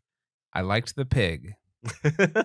Was out of the movie in the first 3 minutes. But enough to make it to my top 6. The number pig 5. that died a long, slow death Yeah. in Zach's mind. Yeah, Shang-Chi, The Legend of the Ten Rings. It had that cool dragon. It had that cool faceless animal that led them through the forest. I don't remember that animal, but Oh, it was like I believe a dog gerbil thing. Yeah, something. I Number 5, Luca. There's these water creatures. mhm. Number 3, the Green Knight. The titular Green Knight. Mm-hmm. Number 2, Dune had the sandworms. Barely, but yeah, they were in there. And my number 1 top movie creature from 2021 was from Godzilla versus Kong. I really liked Kong. I was gonna say it's one or the other. No, they did fight against a common enemy, right? So there was a third option. They don't fought like a remember. mecha Godzilla. Yeah. Yeah. That's not really a creature though; it's a robot. Exactly. I couldn't include that on my list. Right. Kyle, hit us with another list. So as you mentioned before, I watched a couple 4Ks this year, Yeah. and this is my rank of the ones I watched. These are the top 10 best looking 4Ks Okay. that I watched. Yep. And So, how many did you number- watch again? I don't remember. Over 10? No. I probably 20, I believe I watched 25 4Ks Okay. this year. All right. Yep. Perfect. All right. My number 10, Rear Window, the Alfred Hitchcock Jimmy Stewart movie, looked awesome. Number 9, Spartacus, also looked great. It's going to be my response to everything. Number 8, The Revenant, looked good. Number 7, Gladiator, those battle scenes popped. That looked popped? awesome. Popped. That's number- probably like on my top the top of my list for what I'd like to watch on 4K, but Mhm. it's so long. I know I have to dedicate like 3 hours. I know. It's who would not want to watch an amazing looking movie that you love for 3 know, hours? It there's sounds like it's such a chore. So much YouTube to watch. You Like gotta about see Fast Pass more history. horses farting on dogs and running away. I mean, that's. You keep neglecting the tree, Kyle. I know, he kicks I the tree. feel like the kicking the tree isn't really what drew James to it. It was really the farting on the dogs part that, you know. It was the whole cemented it Greek as number tragedy sense of it, the whole thing that drew me to it. I need to watch this video now. My number 6, Apocalypse Now. This looked great with the jungle and the fire. It looked incredible in 4K. Number 5, Spider-Man Into the Spider-Verse. I watched Great that on looking 4K movie. too. It looks amazing. Looks amazing. Number 4, The Martian. I think this is one of the best looking 4Ks I have seen. Number 3, Terminator 2. Looked great. I like the sound mix. Apparently, some people do not like the sound mix of T2. I know I've really like held the standard for this. Other people think it's bad, but I thought it was great. Well, don't they have a problem with like the Atmos sound mix? You don't have like an Atmos system, right? I don't have Atmos. No. Maybe it's just that you experienced not the sound that they were evaluating. That people are. That could be the case. Yeah. Well, what I did here on my system was perfect. Cool. Number 2, Annihilation. Especially that ending looked awesome. Sounded awesome. I gotta get that on 4K. You do. It is worth your money. Yeah. And then Zach's number 1. shaking his head. He doesn't like that movie. Yeah. Well, you know. Whatever you have to pay, it's worth it. And then my number 1, probably the best looking 4K I watched this year was Blade Runner 2049. Another one I need to rewatch. Yep. Heard of it. Sure. Yep. Zach, Okay, my next list, my last list of our random lists are 2020 movies that would break into my top 20 of 2020 if I remade the list today. Oh. So when we okay. made that list, I hadn't seen some 2020 movies, right? Sure. But since then, I've caught up on some, and some are going to make my list. Okay. So this is a top 20? Specifically, no. It's a top I'm saying which movies are going to jump into the top 20. I didn't make a new list. I just said these 6 would be be in a my place. top 20. Gotcha. So I can tell you which ones they'll replace. Okay. Okay. It's going to replace Bad Education, Mank, Borat subsequent movie film, The Argument, Soul, and Greyhound. Okay. So those got bumped. They're done. Greyhound is fine with me. The other ones are, those are good movies. You like The Argument? The Argument? Yeah. I'm not sure I've seen that. Okay. Well, careful what you vouch for. I don't remember you saying that, but you obviously did. Okay. Here are movies that are going to bump those. The Father, The Killing of Two Lovers, One Night in Miami, News of the World, Clouds, and In and of Itself. What is Clouds? I know you've probably talked about this, but that's the second time you brought it up on this episode, and I don't know what Clouds is. You haven't seen Clouds? No. Based on a true story, it is a high schooler that plays music, and he gets sick, and he's dying of cancer, and he is struggling with should he form relationships while dying of cancer, and should he keep playing music, stuff like that. It's just a browsing, emotional, kind of less expensive film. This is a straight to Disney Plus teen drama. But surprisingly great. Well, hold on. I need to see the Rotten Tomatoes score on this one. Well, It's 76. That is good. 76 is, it's better than Robin Hood. So it's not what you would expect from a seemingly straight to Disney Plus, sure, factory film. Is it feel good, or am I gonna feel bad at the end of this? You're gonna feel a lot of emotions. Does the James. kid die? Which kid? The kid with the cancer. You mean which kid? It's got an 88% audience score, James. Okay, so he doesn't die. Because there's no way it would be that high if the main character dies. It'd have to be real good if he did. Yep. All right. Awesome list, guys. I loved it. Kyle has one more. I got one more. Oh, you do? You had 3. I thought Yes. you had 2. Hit me. I had 2.5. This is my half. This isn't the Okay. full list. This is just some Galen stats because I do track Oh, Galen's movie habits also. nice. Just so when he, wants to have Letterboxd someday, I can hand him the password, and now he'll have a full history of every movie he's ever watched. Because Does he have his own Letterboxd? Oh yeah, That's that's what what normal every pe- young boy that's what dreams every of. parent does for their kid is track every movie they watch on by the date. Yeah, it's very normal behavior of mine. So, Galen watched 26 movies this year. Individual or like rewatches included? that you know of. Yeah, this isn't perfect, but ones that I know of, he watched 26. How many did he half watch from behind the couch without you knowing? So Galen watched 32 movies this year.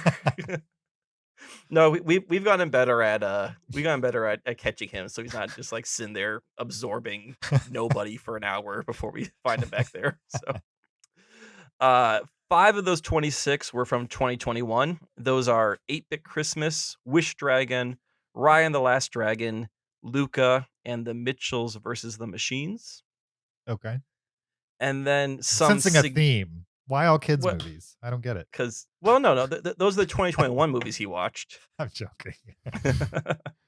Some significant non-2021 movies he watched this year are Spider-Man Into the Spider-Verse, Mhm. Harry Potter and the Sorcerer's Stone, and Home Alone. Nice. Yeah, Awesome. he loved Home Alone. He loved it. Oh yeah, he loved it. Especially those final 20 minutes. At what point do you think? Well, I know where Kyle thinks Home Alone is appropriate for a kid to watch. 7, Yeah. 6.5. 6.5. 6 1/3.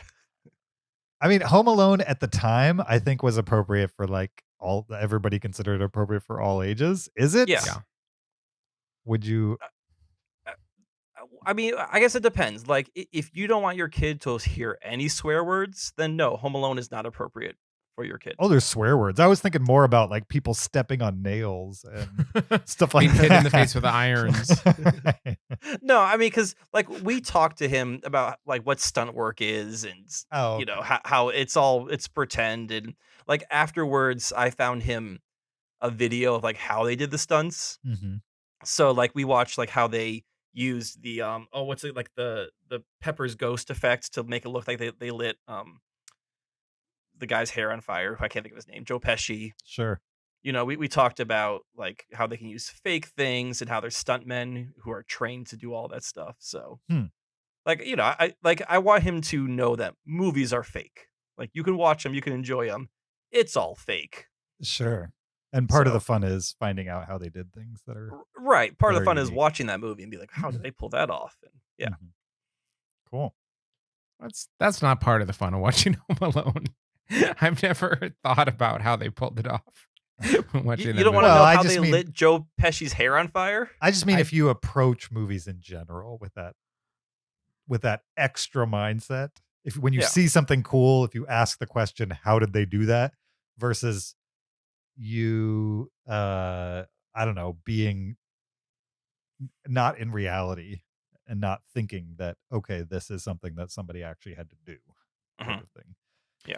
When I was a kid, I definitely thought that when someone died in a movie, that they just paid the actor a lot to actually die in the movie. Zach just like he was watching snuff film after snuff film. It would have been I thought helpful they- if somebody explained to you a little earlier that that's not how it Prob- works. They're Probably. not dead. I just wonder how much you'd have to pay someone for them to agree to die in a movie. Hopefully a lot. Okay, we're gonna kill you and then we'll pay you afterwards. Yeah, exactly. Sounds great. Okay, so next year when we do this, Galen will be 7.5, right? Yeah, around there. Yeah, So can I make a movie recommendation for him to watch in the next year? please. Okay. Yeah. A Clockwork Orange. He needs to watch that by 7.5. I just got that in 4K. And I Okay. haven't found the time yet. Perfect. So I think, I think he might be ready for that. Sure. There's a lot of concepts we need to explain beforehand, but Just I think explain it'll that be it's okay. acting. It's acting. Yeah, it's acting. Zach's gonna make an edit for you. It's gonna be the most boring edited movie I would ever. lo- It's I gonna be would like a love to bunch of make- people just sitting around in silence, and then nothing happens. A rated G version of that movie. I would love to do that. Zach, could you please make that edit? Oh, it'll be slapstick with like people falling into ponds and Right. drinking milk.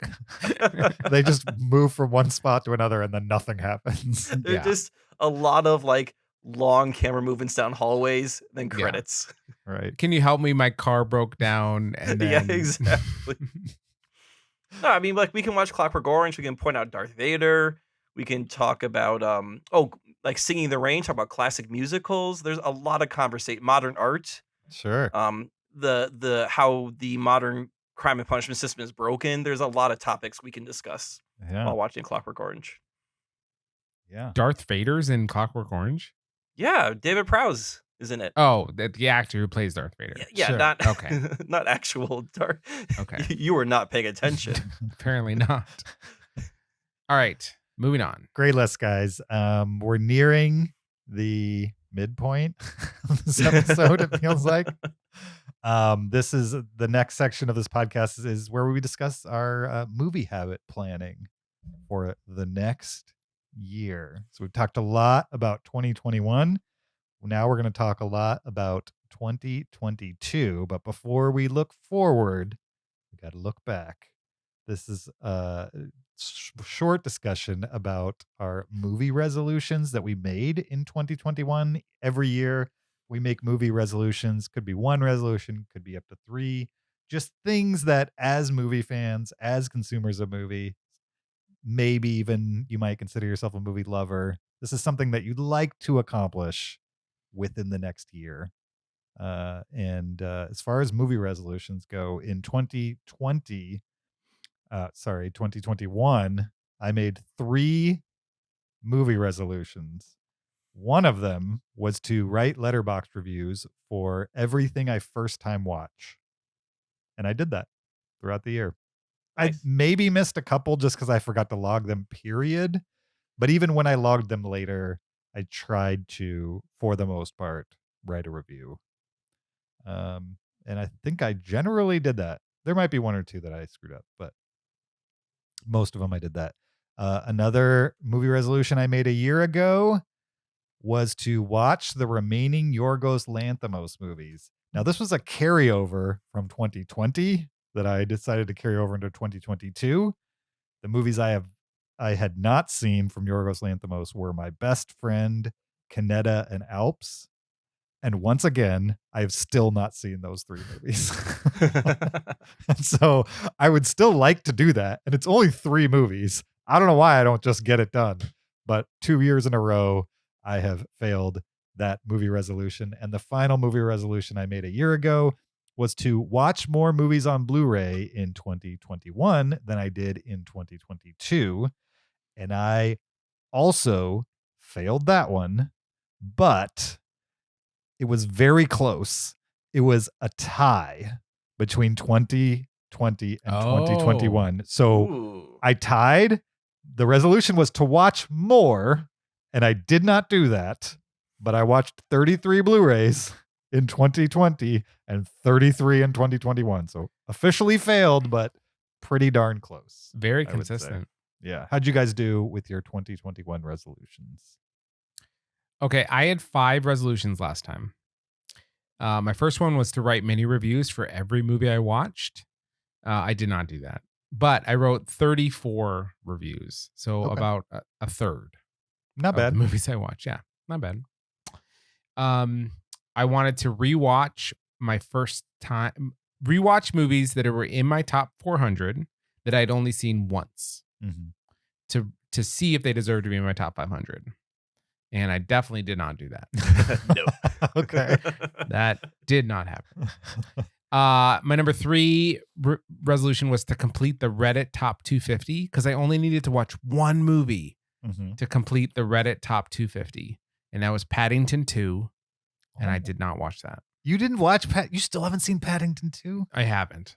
I hear it's I hear it's delightful. I watched it over the holidays again with like Yeah. family members, and they all Yeah. loved it. And there's a part of me that wants to give you a hard time for not watching it, but I just know what's in front of you, and when you get to it, it's going to be a beautiful thing. You should just take your sweet time. And when you get to it, you get to it, because I think you're going to love it, but I also think you should watch it when you want to watch it.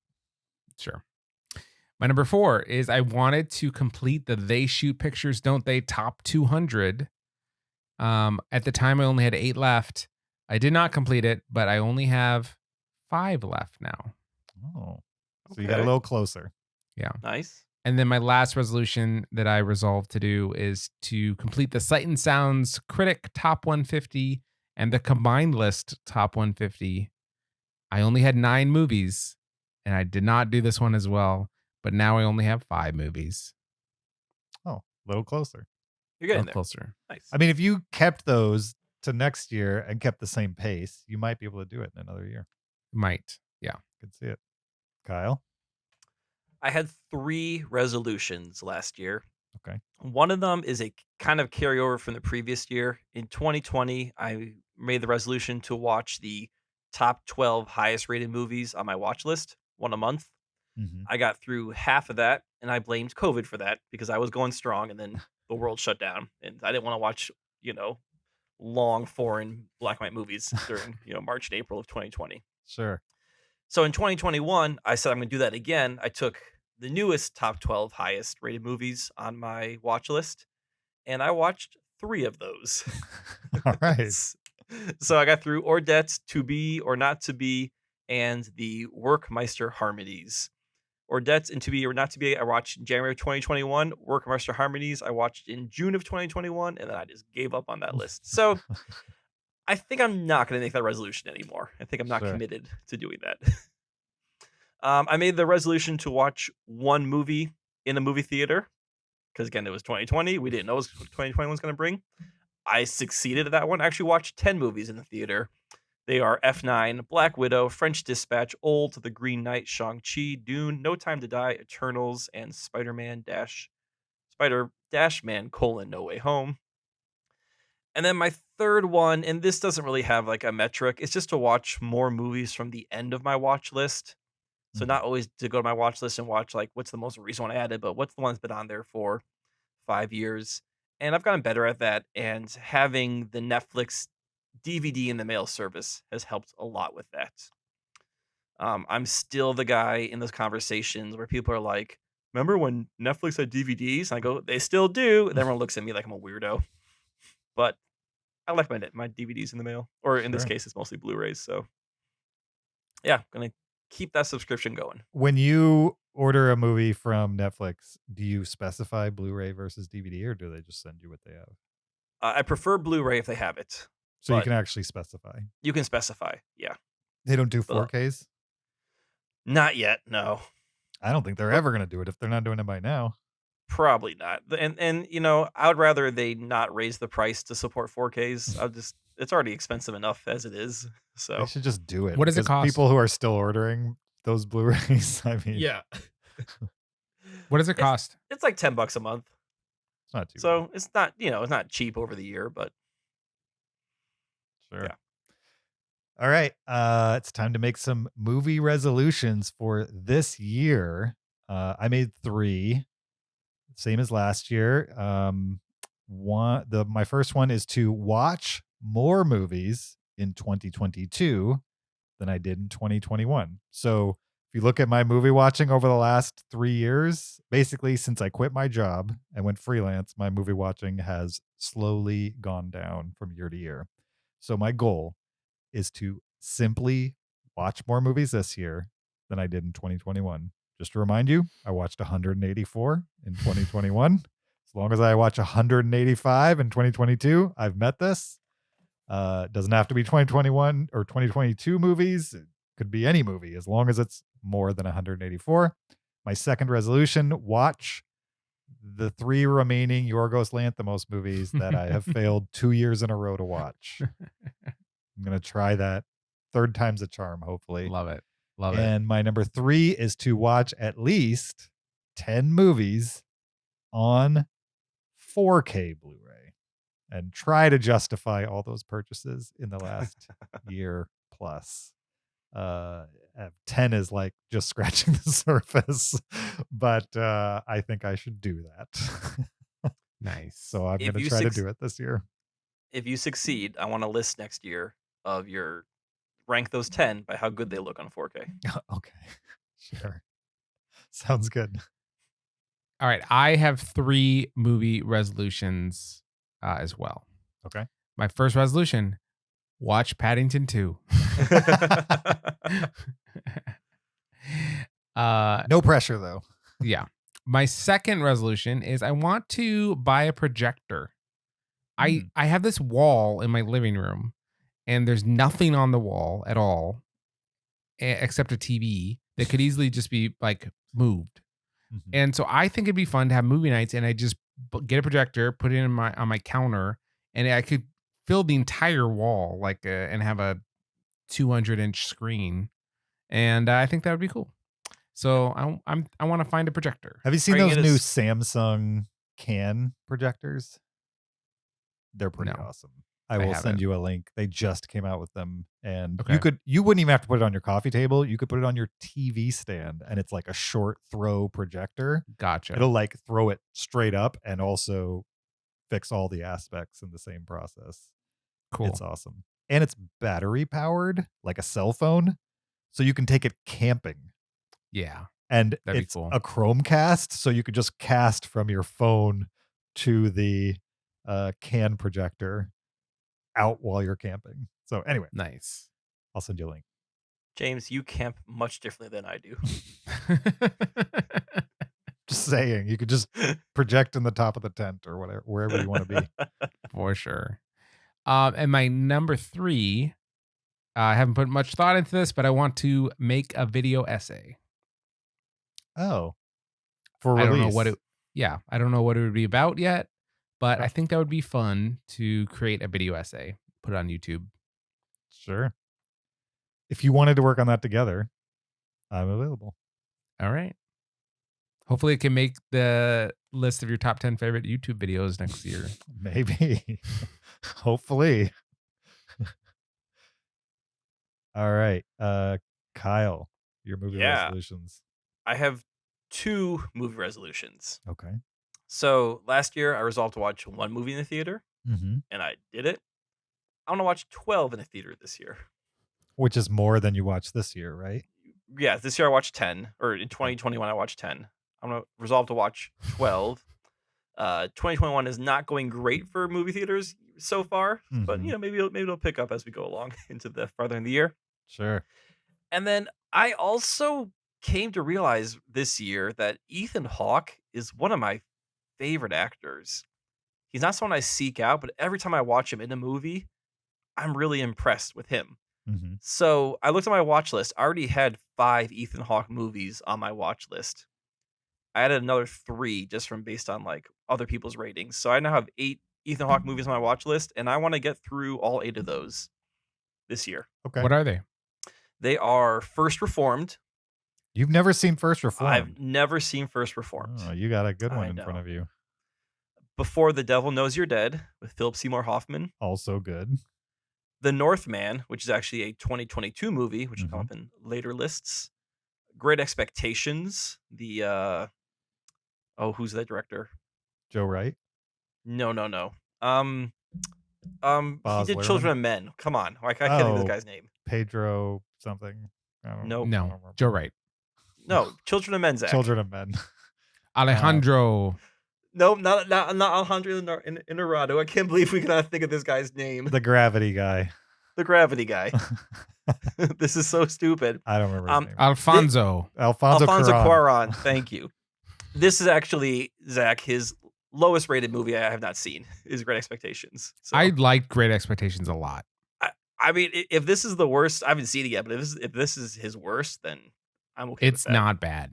All right. So Great Expectations, The Black Phone, another 2022 movie, which we'll talk about. And then Tape, Maudie, and Hamlet. Ethan Hawke was in a Hamlet in the 90s, which is not supposed to be great, but heck, why not? Give it a shot. I haven't seen Maudie or Hamlet, but Tape is interesting in a 90s movie kind of way. I agree. I about think when Tape. I found Tape, I saw that you reviewed it, James. So, yeah. I watched it in a film class. Ooh. It's a Linklater movie, I think. It is Linklater, yes. Yeah. According to your review, his 7th movie. Sure, because I've seen all of them. Yeah. Yeah. I watched them one by one. In order. All right. So that's what those are our goals or our resolutions rather for 2022 and our movie watching in that year. Let's talk a little bit about specific movies from 2022 that we are looking forward to. This is our top 10 most anticipated movies of 2022. I will start. These are ranked in order, in the order in which I'm excited for them. My number 10, Mission Impossible 7. Looking forward to that movie. I don't know why, because it's kind of going to be like the other ones, but it'll be fine. My number 9 is Disappointment Boulevard, which is directed by Ari Aster. He's teaming up with Joaquin Phoenix for a horror comedy. This is Ari Aster of Midsommar fame. So that should be interesting. My number 8 is Babylon, which releases next Christmas. This is Damien Chazelle's next movie, starring Brad Pitt and Margot Robbie as Hollywood legends trying to navigate the industry as it transitions from silent movies to talkies. I don't know if there's a musical element to this, but I've realized that I prefer Damien Chazelle when he's like combining movies with music. Like First Yeah. Man's good, but I think his wheelhouse is movies with music. Even if it's not a musical, have a musical element. My number 7, Avatar 2. I mean, this movie has to be a stone cold classic by now. He's been working on it for like 14 years. Every time James Cameron comes out with a movie, people are like, it's garbage. It's going to be trash. Nobody's going to go see it. And then what happens? Biggest movie ever, right? Over and over and over, they did that to him. And he always proved them wrong. And I feel like this movie is not going to be good. It's going to totally bomb. And I hope I'm wrong. I hope he does it again. And it's awesome. My number 6 is Nope from Jordan Peele. It's his follow-up to Us. I don't know anything about it. I just know it's Jordan Peele. And I liked Us and I liked Get Out. And so I'm looking forward to this one. Number 5, Clerks 3 from Kevin Smith. The Clerks movies seem to be like the only movies Kevin Smith seems to be able to make like consistently good. Now he's only made 2 of them, but the first Clerks is great in its own way. Clerks 2 totally made sense as a filmmaker and like as a person who was 20 years older when he made Clerks 2. And now it's nearly 20 years again and he's making Clerks 3. And the question is has he completely lost his touch or can he bring it back around for Clerks 3? I'm not sure, but I'm a big fan of Kevin Smith and I'm curious to know what he did with this movie. My number 4, The Whale, directed by Darren Aronofsky, starring Brendan Fraser as a guy who attempts to commit suicide by eating himself to death, I think is the premise of the movie. And yeah, we're definitely in the Brendanaissance right now, and I'm here for it, especially when he's in Darren Aronofsky movies for sure. More prestige directors centering Brendan Fraser in the middle of their films. I'm all for it. My number 3, Spider-Man: Across the Universe, Part 1. Can't wait for this. The follow-up to Into the Spideyverse, the animated movie. Curious to know if they can strike lightning twice. My number 2, Killers of the Flower Moon, which is a Western directed by Martin Scorsese on Apple TV Plus. Always up for a Martin Scorsese movie. And I don't think he's ever directed a Western. Not that I can remember. So interested in seeing this, unless you count, nobody would count that one movie, right? With that one guy in it. Nah, they wouldn't count that. No, not that one. My most anticipated movie of 2022, the previously mentioned The Northman, directed by Robert Eggers. This cast is just ridiculous. Alexander Skarsgård, Nicole Kidman, Anya Taylor-Joy, Ethan Hawke, Bjork, Willem Dafoe. Well, I'll only have to wait till April, which is awesome for this one. And I've loved his other movies, The Witch and certainly The Lighthouse. And I can't wait for this one. Easily my most anticipated of the year of movies that I know of that are coming out in 2022.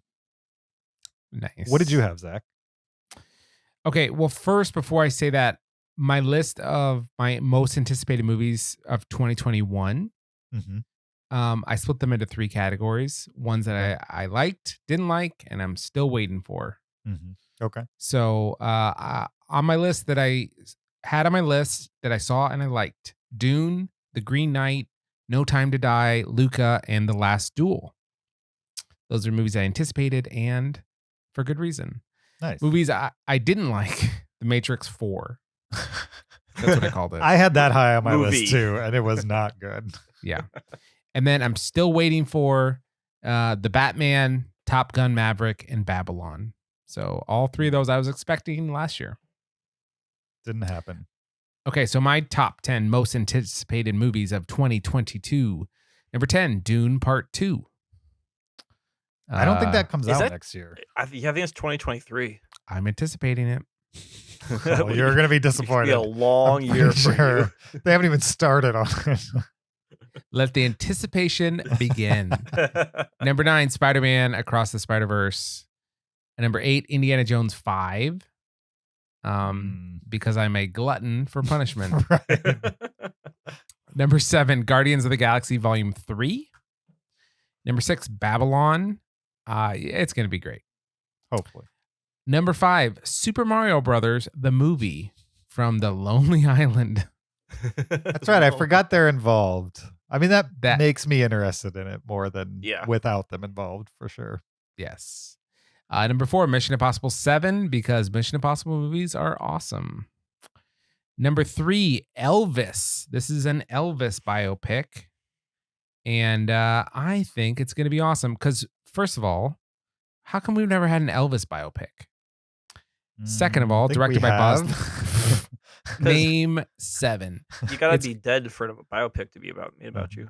It's going to be directed by Boz Luhrmann, who is a director that I always find interesting. And it has an actor that is so far being underutilized, Timothée Chalamet. Oh yeah, he's not in anything. He's never in anything. Wait, is he gonna play Elvis? I believe he plays a certain age of Elvis. Okay. Oh man, I'm not gonna watch this movie at all. Hopefully, they're gonna fatten him up a little bit. Well, I don't think he's playing that age Elvis. I mean, even young Elvis was not as skinny as Timothée Chalamet is. Yeah, I've never compared the two, but I have. Yeah. Okay, you definitely But Tom Hanks is in it, guys. Tom Hanks. Cody Smith McPhee is in it. I'm all for it. I don't have a problem with it. Someone named Yola is in it. Okay. Top Gun Maverick, my number 2. I think it's gonna be awesome. And my number 1 is The Batman. Nice. A lot of overlap with mine. These are in no particular order. Spider-Man Across the Spider-Verse Part 1. Looking forward to that. That's a Sorry, wrong button. No. That was on all 3 of our lists. That was all 3. Yep. Tringo. Killers of the Flower Moon, the Scorsese Leonardo DiCaprio movie.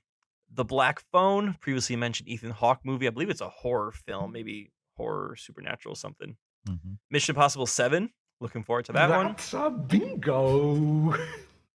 The Batman, was looking forward to it this year and looking forward to it next year now. Mm-hmm. Top Gun Maverick, we will get this movie someday. Hopefully this year. Babylon, Damien Chazelle also did not get it. Did not get it this year. Bingo. Jeez.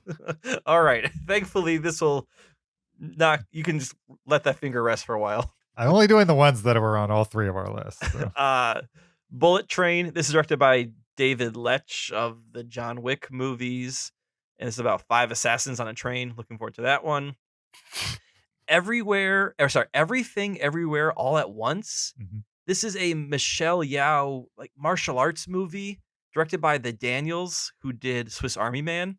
Mhm. And the only thing I know about it is it has its own multiverse within the movie. So I'm really interested to see what this movie's all about. It could be great, it could be stupid, but I'm It's looking also an forward to it. A24 movie. It's also A24. Yep. Yeah.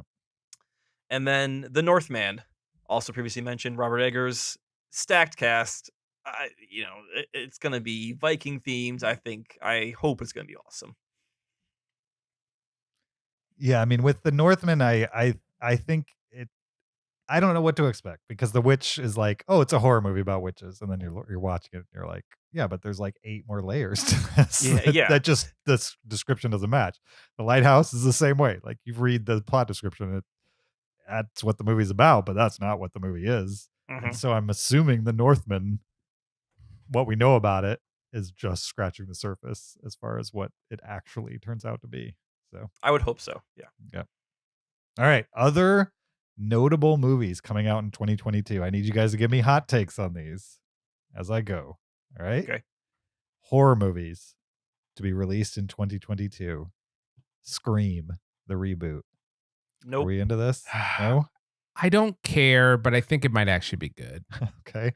Halloween Ends, the third of the Halloween reboot movies. No? No. How many Halloween movies are there? You mean in total or of 12? the current generation? Total.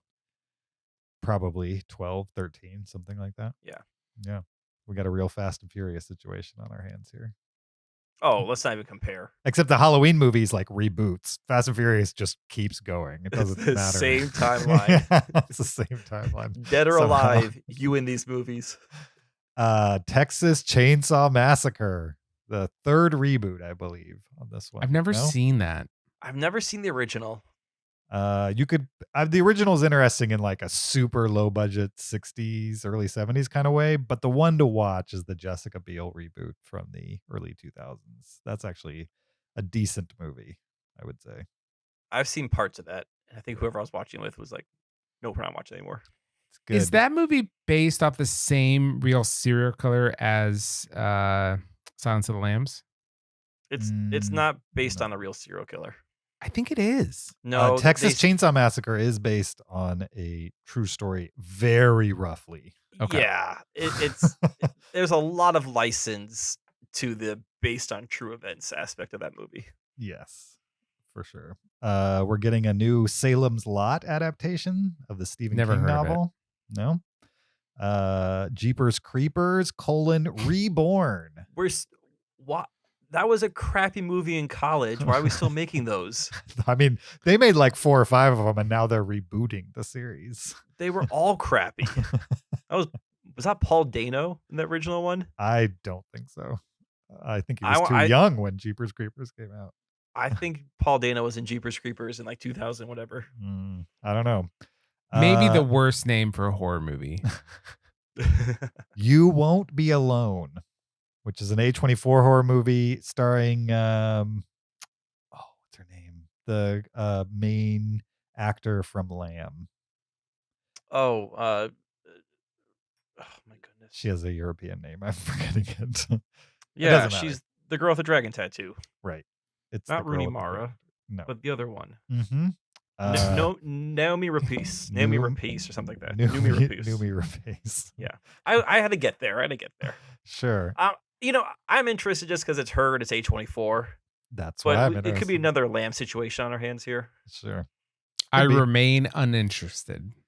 There's a horror movie called X from Ty West, who has made some good low-key horror movies in the past. What's he made? He made that House on the Hill. House on Haunted Hill, I think is what it's called, something like that. And another one, the Hotel of something, I forget. Of horror. Sure. His most recent movie was a Western, which was good. But X brings him back to the horror genre. Dark Harvest comes from 30 Days of Night director David Slade. This movie is about a killer pumpkin. Like literally a pumpkin that runs around and kills people. It's not going to be as good as Rubber. Rubber. You never know. Evil Dead Rise, which is a Evil Dead reboot sanctioned and produced by Sam Raimi. Oh, and but not directed. not No. directed, but it's essentially a reboot, but it's set in a 1980s LA apartment complex. So it's no longer out in the woods that all this wacky stuff is happening. It's like in civilization set in the 80s. Zach's shaking his head. Not I'm interested. not interested. No. Bodies, bodies, bodies. This is an wait, don't shake your head yet. It's an A20. Any punctuation? It's an A20. Yeah, commas. Okay. It's an A24 movie starring Maria Bakalova from Borat 2 and Pete Davidson. A24, Maria Bakalova, Pete Davidson. Pete Davidson?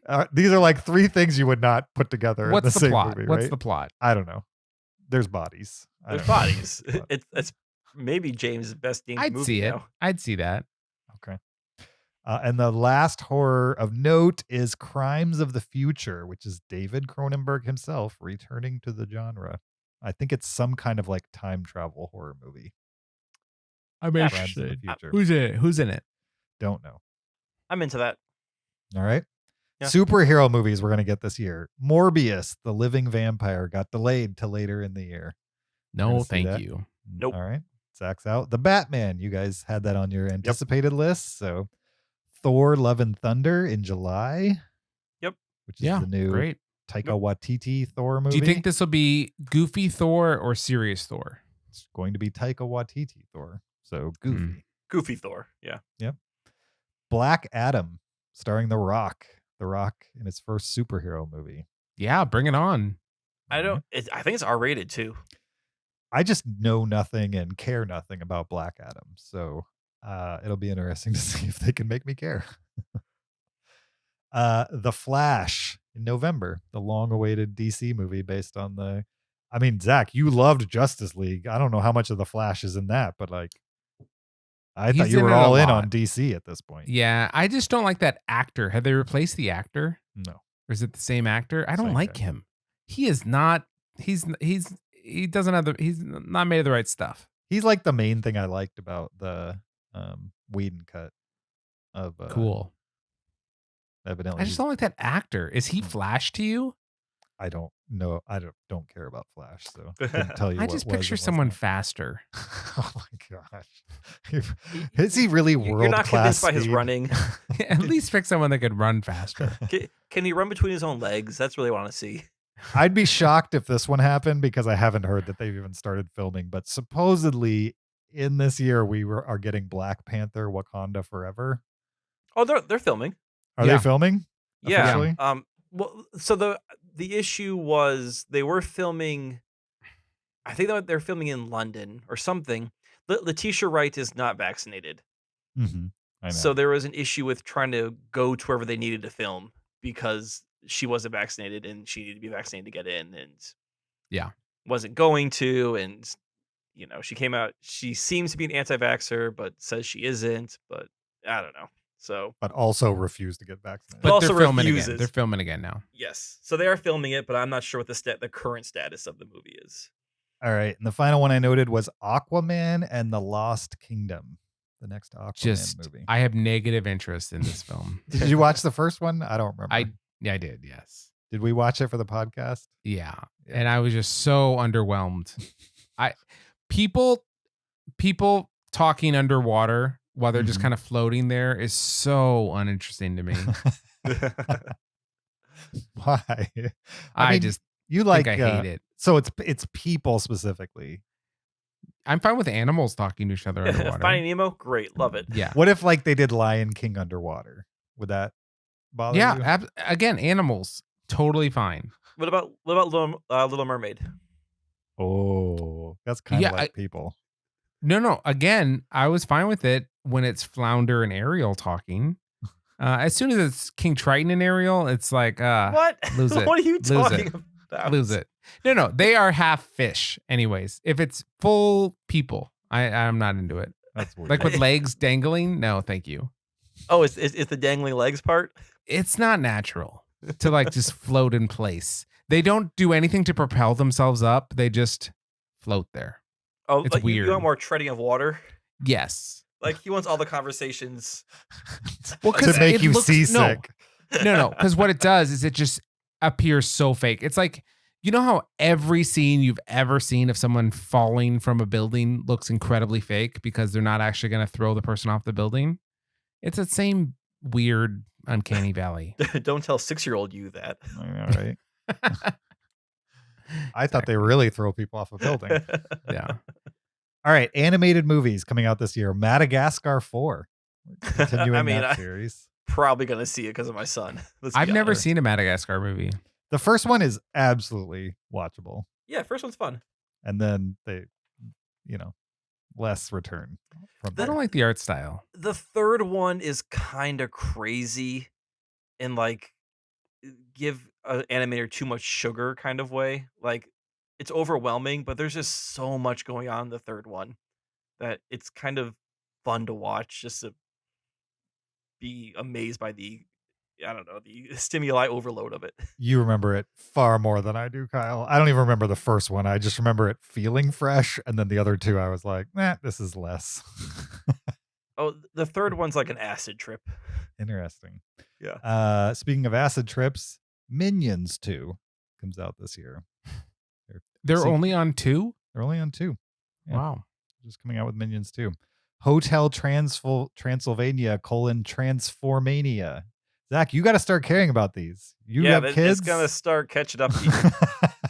Don't care yet. All right. My daughter goes into preschool this year. Sure. And then she's going to start hearing things from other kids They're starting and bringing it home. mainlining movies in preschool. Yeah. You'd be like, you watched another movie today? Yeah. Today she was Marco Poloing with another kid. Mm-hmm. And they said, "Oh, I like your PJ Masks shirt." And I guess she's wearing a PJ Masks shirt. She had no idea what they were talking about. Because it was like a hand-me-down, or what was the... It's just a shirt. I don't know. We just have never seen PJ Masks. I've never seen it. How'd she get the shirt about it? She just has a shirt. I don't know. All of our clothes are from garage sales. Sure. That's wild. Yeah, I went through a PJ Masks phase. Is it, what are they? Is it superheroes? Yeah, they're superhero kids that don their masks at night. That's why they're PJ Masks. And then they fight crime at night. And then during the day, they're in school. They never sleep. I'm really concerned for their mental health. Yeah. So for her, it's just the pajama shirt. She had, with kids on it. And anyway, someone is like, I like your PJ Masks shirt. And she's like, She did not care at all, huh? Yeah. Puss in Boots 2, 9 Lives and 40 Thieves. Like 20 years later, we're making this movie? I guess so. Sequel of a spinoff. Yep. Turning Red. I'm actually interested in this. March 11th. This is a Pixar movie about an overachieving 13-year-old named Mel who must learn to control her anger or else she'll turn into a red panda. Directed to Disney Plus. This is the same director who did the Bow short, I believe. Yes. Yep. That is true. I'm into it. Yeah, I'm interested. Mostly because I Plus just like Disney red Plus, pandas. so- Yeah, and I'll watch any Pixar movie. Yeah. It's worth a shot. Apollo 10.5, A Space Age Childhood. This is a Richard Linklater movie. It's animated. It will be available on Netflix at some point this year. It covers the 1969 moon landing from two perspectives, the astronauts who made history and an excited kid who watched them do it. Oh, that sounds great. Yeah, I want to see this. I don't I'm believe into it's it. a kid's movie, but it's also not like an adult movie. You know what I mean? It's like a for all members Sure. of the Family type. film. Yep. Wendell Love and it. the Wild. This is the comedy duo of Jordan Peele and Keegan-Michael Key in an animated movie, playing two demon brothers trying to scheme their way out of hell in a Netflix stop-motion animation movie from the makers of Coraline. It's a lot to take in, James. Coraline, stop motion on Netflix, starring Peele and Key and Peele rather, playing demon brothers. I'm overloaded. I can't have It this sounds right now. insane. I'm into it. I'm into it. I mean, you love Keanu, the cat movie. I don't do. even like that movie that much. You And don't like that's- that movie? That's the last Key and Peele thing that happened. I don't know if the funniest thing about them is their voice, though. I want to see their faces. They have funny faces. That's what you're saying. They have great faces. Great faces. All right. Reboots, spin-offs, and sequels. These are movies we can expect in that category from this year. The Expendables 4. We're getting a fourth Expendables My movie. goodness. I've never seen No. Expendables. You've never seen a single Expendables? No. You can keep it that way. Yeah, I've seen a couple, Zach. They are not worth it. I mean, Expendable? they're perfectly expendable for sure. But they're just dumb action movies. So if you want to watch that, that's what they are essentially. Who has not been in them that they will add for number 4? I can't think of anybody. They've gotten everybody I can think of that would matter. I think you broke Kyle's brain. I was thinking Chow Yun Fat. They haven't had him yet. They haven't had him. Yeah, they could bring in a bunch of foreign action stars maybe. Mm-hmm. Jackass Forever, the fourth Jackass movie. I thought this movie came out already. No, Does it keep getting pushed? I think maybe this weekend or the next weekend it comes out. Okay. But not quite out yet. Fantastic Beasts: The Secrets of Dumbledore, the third Harry Potter spin-off movie. No, nobody's into it. No. I mean, they must be making money with these, or else they wouldn't continue to make them, right? Oh, I mean, Harry Potter's got a built-in fan base that people are going to see any Harry Potter anything. So even if yeah, it's of course. bad and it's not based on anything in the books, they'll still go see it, basically. Mhm. It does have Dumbledore in the title. Do you think that's by design, just to Yeah. juice the box office? I do. Well, Dumbledore's been in the other ones, like a young Dumbledore. Right, but this has Dumbledore in the title. Yeah, true. Death on the Nile, which is the sequel to Murder on the Orient Express. No, Murder on the Orient Express disappointed me gravely. Mm-hmm. So while I like the cast, I like the story, I think this one will disappoint me gravely as well. All right. Well, this is Kenneth Branagh of Thor fame, correct? Mm-hmm. Director of Thor. Belfast didn't come up on anyone's Hangover today. Yeah. No like that movie. Belfast. Where did you want it to come up? I'm just saying, no one has mentioned Belfast on this show. It's good. Yeah, I actually have a list I'm saving for the end. Top 10 movies that were not mentioned on this show. That'd be a fun list. So Belfast just came off of it. Sorry, Zach. We've got Downton Abbey, A New Era. I'm probably going to see it. Let's be honest. Me too. I'll probably see it.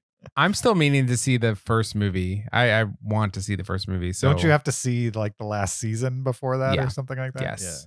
Yeah. Oh, I read the Wikipedia. You're fine. You don't see the last season. Legally Blonde 3 is coming out this year. I own Legally Blonde 2, but I've never seen it. Is Reese in it? Yes. Yeah. Okay. Is she in it, or is she gonna pop up for a scene or two? I believe she's in it. I'm sure there's some contrived storyline where her daughter is taking over or something like that, because it's 20 years since the first Legally Blonde. Yeah. So I could see something like that, but I don't know. The aforementioned Top Gun Maverick is a sequel. John Wick Chapter 4, which didn't make any of our anticipated list, even though I'm anticipating it. Is it really this year? I thought it was next year. May 27th, supposedly. Really? Yep. Soon. Okay. Well, then I should have put that on my list because that is anticipated. Jurassic World Dominion in June. The third of the new Jurassic World movies. I am not looking forward to seeing it, but I will see it. We're probably going to see it. Also in June, Lightyear, the Pixar spinoff of... I think it'll be good. We'll see. They're advertising it Lightyear. like it's not like a traditional Pixar movie, that it's a little bit more adult. But I'm curious to know if that's true or if it's just a marketing I gimmick. think it's rated R. I think so. I mean, it's not a toy. It looks like more of a person. Yeah, no, the Human. movie, it's based on the real person that the toy was based on. So it's not Buzz Lightyear the toy. It's the real Buzz whoever that Buzz Lightyear was based on. Right, but So- there was no real Buzz Lightyear The that the toy was the- based on. yeah, Right. In that universe. Are they introducing Space Marines to the Toy Story universe? Like Yeah. a very, I mean, yes, granted, it's a universe where toys come to life and talk, but that seems like within their realm at least. But oh, by the way, we have Space Marines that travel around the world and fight Yeah. aliens. No, Forgot to this is mention about that a part of it. human person in the Pixar world, not the Mhm. toy. Yeah, but where in the Pixar world have we seen any idea that there is intergalactic space travel that we're basing toys off of? Right. That's what I'm trying to say. It's unique for sure. It would be like if George Lucas is like, oh yeah, this is called Skywalker. It's based on the actual Luke Skywalker that inspired these movies. Like, okay, crazy man, go. At He some- does place Star Wars in our universe. What? Say that again? Yes, Star Wars is. I mean, Star Wars is a galaxy far away, so it's within this universe. But it's not a separate universe. He's like saying, no, this all happened just a long, long time ago. Hmm. But I'm curious to say this I'm really curious to see what the setup for Lightyear is. Me too. Sometime in 2022 via Netflix, we should get Knives Out 2. Oh, already. I'm in. Yeah. I'm in. Daniel Craig's back. Ryan Johnson's back. And other people. Also, Ooh, other people. Rob Zombie is directing a Munsters reboot. Can someone explain to me who Rob Zombie is? Have you heard the He's- band White Zombie? A director. No. You've heard White Zombie. You hang out I've with never me in heard eighth of grade. White Zombie. Yes, you have. You're hanging out in eighth grade. No. In More- 8th grade, you were listening to Avril Lavigne. What? What are you talking about? Hey, Avril Lavigne. Skater Boy? A, I'm offended. And B, Avril Lavigne is so like There's nothing wrong. 2000s. There's nothing wrong with Avril Lavigne. There's nothing right either. She's just very milquetoast. Yeah, who's Rob Zombie? That name is not a real name, right? He was is- a musician. I'm sure he still is, but he primarily directs movies now in kind of the horror and macabre genre because that's what his music was like. That's his style. Is that an accurate portrayal, Kyle? Of Yeah. who Rob Oh Zombie yeah. I is? would say you listen to his music and it's definitely inspired by horror films and Grindhouse. Yeah. And there's like video tours of that he's done over the years, and that dude collects movies. I mean, he has like walls of DVDs of like the most obscure horror movies you ever heard of. He's like a hardcore film nut, like cult classic type stuff. Anyway, Zach, Don't- you remember the song Dragula? No. Did you What? watch The Matrix recently, the original? No. Okay. More Human Than Human. More Never heard human than that human, song? yeah. How's it go? It goes more human more than human human. than human, more human Which- than human, and then which there's is- guitars. and the song is inspired by Blade Runner because that's part of the speech Right. from Blade Yeah. Runner. You what's wouldn't the like other- him. So- Yeah. You probably wouldn't like his movies, and I doubt you'd like his music. We were definitely listening to Rob Zombie in my bedroom back in the day. Okay. You All just right. weren't picking up on it. One more category. This is miscellaneous movies that didn't fit in those other categories. Okay. Uncharted, the video game adaptation, I think it looks fun. coming soon. Ambulance from Michael Bay. I want to see this. What is this? It is a Looks crazy. heist movie with Jake Gyllenhaal and who played Morpheus in Matrix 4. I forget his I can't pronounce his name. name. It's essentially a heist movie with all first responders like doing the heist, like firemen and ambulance drivers and stuff And like that. There's like a protracted chase in an ambulance. Yeah. Okay. But the key is they're all actual first responders that have come together to accomplish this heist. They're not like, experienced heist guys. They're just guys who, don't make enough money in their dangerous jobs. So therefore they're justified to steal whatever they're going to steal. Okay. I want to see Um, it. A Line which is a unhinged take on Celine Dion's life. No, Starring who? Starring who? Directed by who? I need more. I don't know. Couldn't tell you. Oh my goodness. A line? In February, Moonfall Yes. from the weird auteur Roland Emmerich. Can't wait for that one. This also looks dumb and stupid and fun. I don't know why Definitely. you're so excited about this guy. It Because- looks so dumb. There is something about Roland I don't know, Emmerich there's movies. something about That's what watching I'm saying. dumb Like, movies. Yeah, especially when everyone knows they're a dumb movie. Like Old was a dumb movie that didn't know it was a dumb movie. I think Michael Bay knows he makes what he makes. I think Roland Emmerich knows what he's making also. So absolutely. if everyone's on board with it, why not have some fun? I agree. Marry Me, which is a romantic comedy where J-Lo plays a pop star, big stretch for her, who decides to marry a stranger played by who? Owen Wilson. Owen Affleck. Wilson. Owen Yeah, Wilson. I've seen the trailer for this. Really? Yeah. Sounds awful.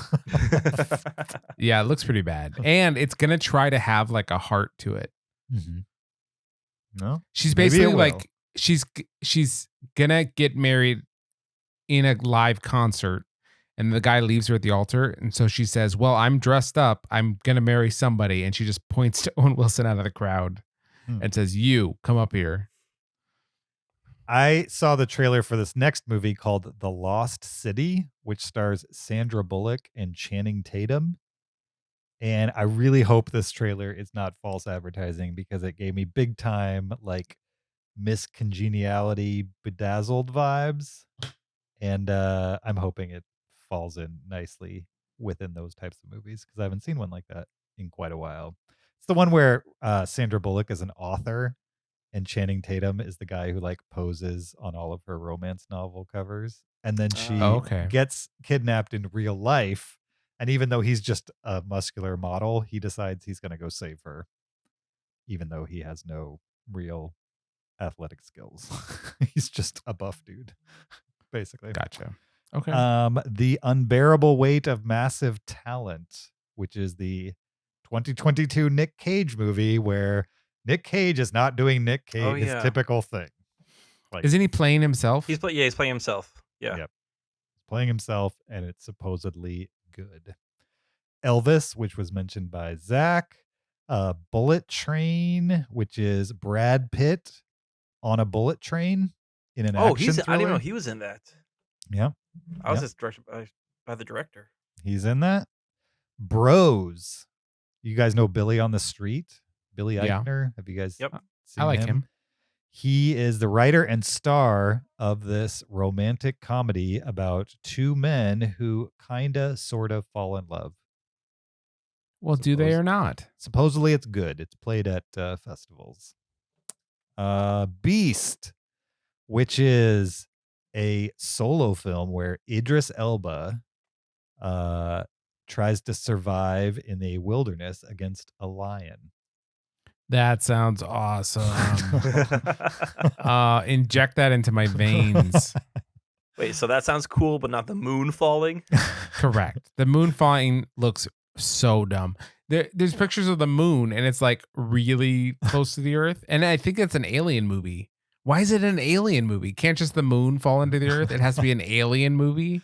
It's How did the movie get there? The aliens. Come on, Zach. It just Keep gets knocked out of Keep up. orbit. That's good enough. Next up, we got Don't Worry, Darling. This is Olivia Wilde's directorial follow-up to Booksmart, which I enjoyed for sure. Yeah. I know other people here enjoyed it. This one stars Florence Pugh. And which I Harry thought Styles. was good. Yeah, I don't care about him. And I know nothing about it, but I'm into it. Ticket to Paradise. This is a Julia Roberts and George Clooney relationship drama. What year is this? 2012? Or 98. Is George Clooney irrelevant? I mean, I think he might be getting there. I think Julia Roberts might be getting there too. I can't think of the last time she did anything that felt super relevant to me anyway. I'm into it. I want to see this. The last thing I saw with George Clooney in it that I think made a mark was probably Gravity. Okay. And he's That's not good. even the lead in that movie. So Yeah, it's a good 7 years ago. in November, we've got She Said, starring Zach's favorite actor, Carey Mulligan, playing a New York Times journalist who, one of the journalists who led to the downfall of Harvey Weinstein. So it's like following the journalists around as they researched that story and found out and wrote it and released it. With Zoe Kazan as well. Yes. This is going to be great. I Want to Dance with Somebody, which is a Whitney Houston biopic or biopic. Now, who is Whitney Houston? No, I'm just kidding. I keep hearing that name. I don't think I've ever heard a song of hers. Zach, I would not be surprised. You would be. No. Next up, we've got The Bubble. This is Judd Apatow directing a movie. Don't think he's done that since This Is 40, which was a while ago now. This is a Netflix movie. So he's going straight to Netflix with his next comedy about a group of actors who are stuck quarantining together as they finish filming a movie amid the pandemic. Stars Karen Gillan, Leslie Mann, David Duchovny, Fred Armisen, Keegan-Michael Key, Pedro Pascal, and Maria Bakalova. I'm excited that she's getting opportunities now to be in things. Like it feels like it took like a full year, but now it seems like people saw her in Borat, and now it's been a year of production and them putting her in things, and now we're going to get to see more Maria Bakalova. Like she got work from that, obviously, and it just took time to come out. Yep. David Duchovny is a name I've not heard in a while. For sure. I agree. Like talking about irrelevant. The Adam Project, a sci-fi thriller starring Mark Ruffalo, Jennifer Garner, Ryan Reynolds, and Zoe Saldana. A time-traveling pilot teams up with his younger self and his late father to come to terms with his past while saving the future. Who's the younger self? Who's the father? Mark Ruffalo or Ryan Reynolds? Ryan Reynolds is the middle guy. His younger self is a kid. And Mark Ruffalo is the old guy? The dad? Probably the father, yeah. That seems weird because I think Mark Ruffalo and Ryan Reynolds are like very similar aged. No, but we're talking time travel though. Yeah. So he's probably, Ryan Reynolds is probably going to go see his younger father. Or the father to his father self. when he was younger. I got Exactly. Right. Yeah. That makes sense. Day Shift. Jamie Foxx is a pool cleaner by day and a vampire hunter by night. But this is not Blade. It's not Blade. Okay. This is a Netflix sci-fi movie. When does Blade come out? The Mahershala Ali one? Not for a while. They haven't even announced where it is in the schedule. So, okay.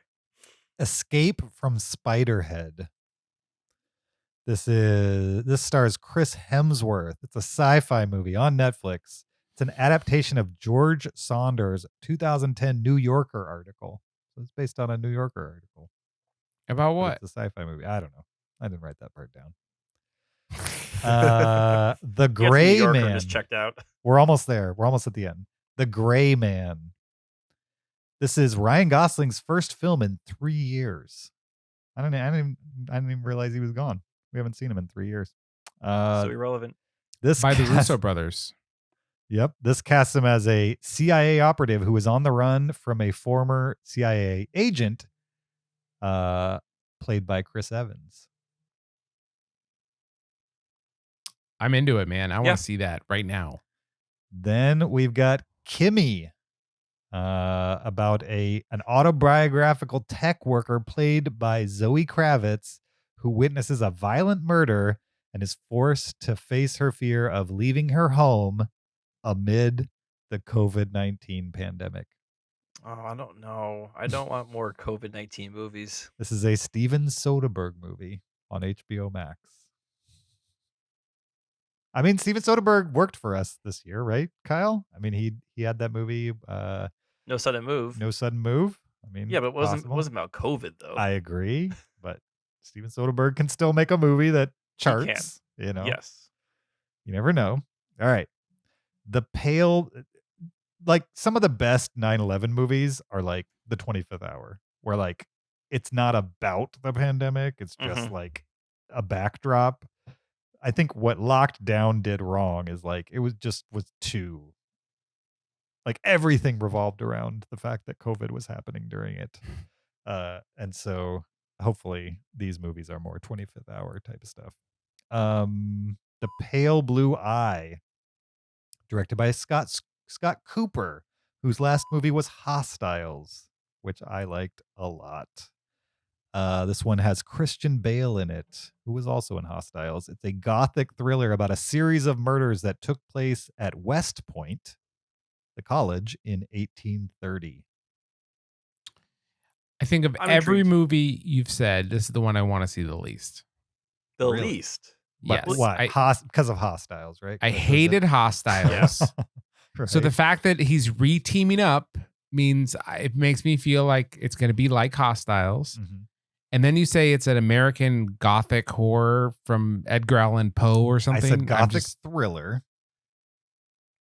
yeah, not interested Okay. at all. About a serial killer. No.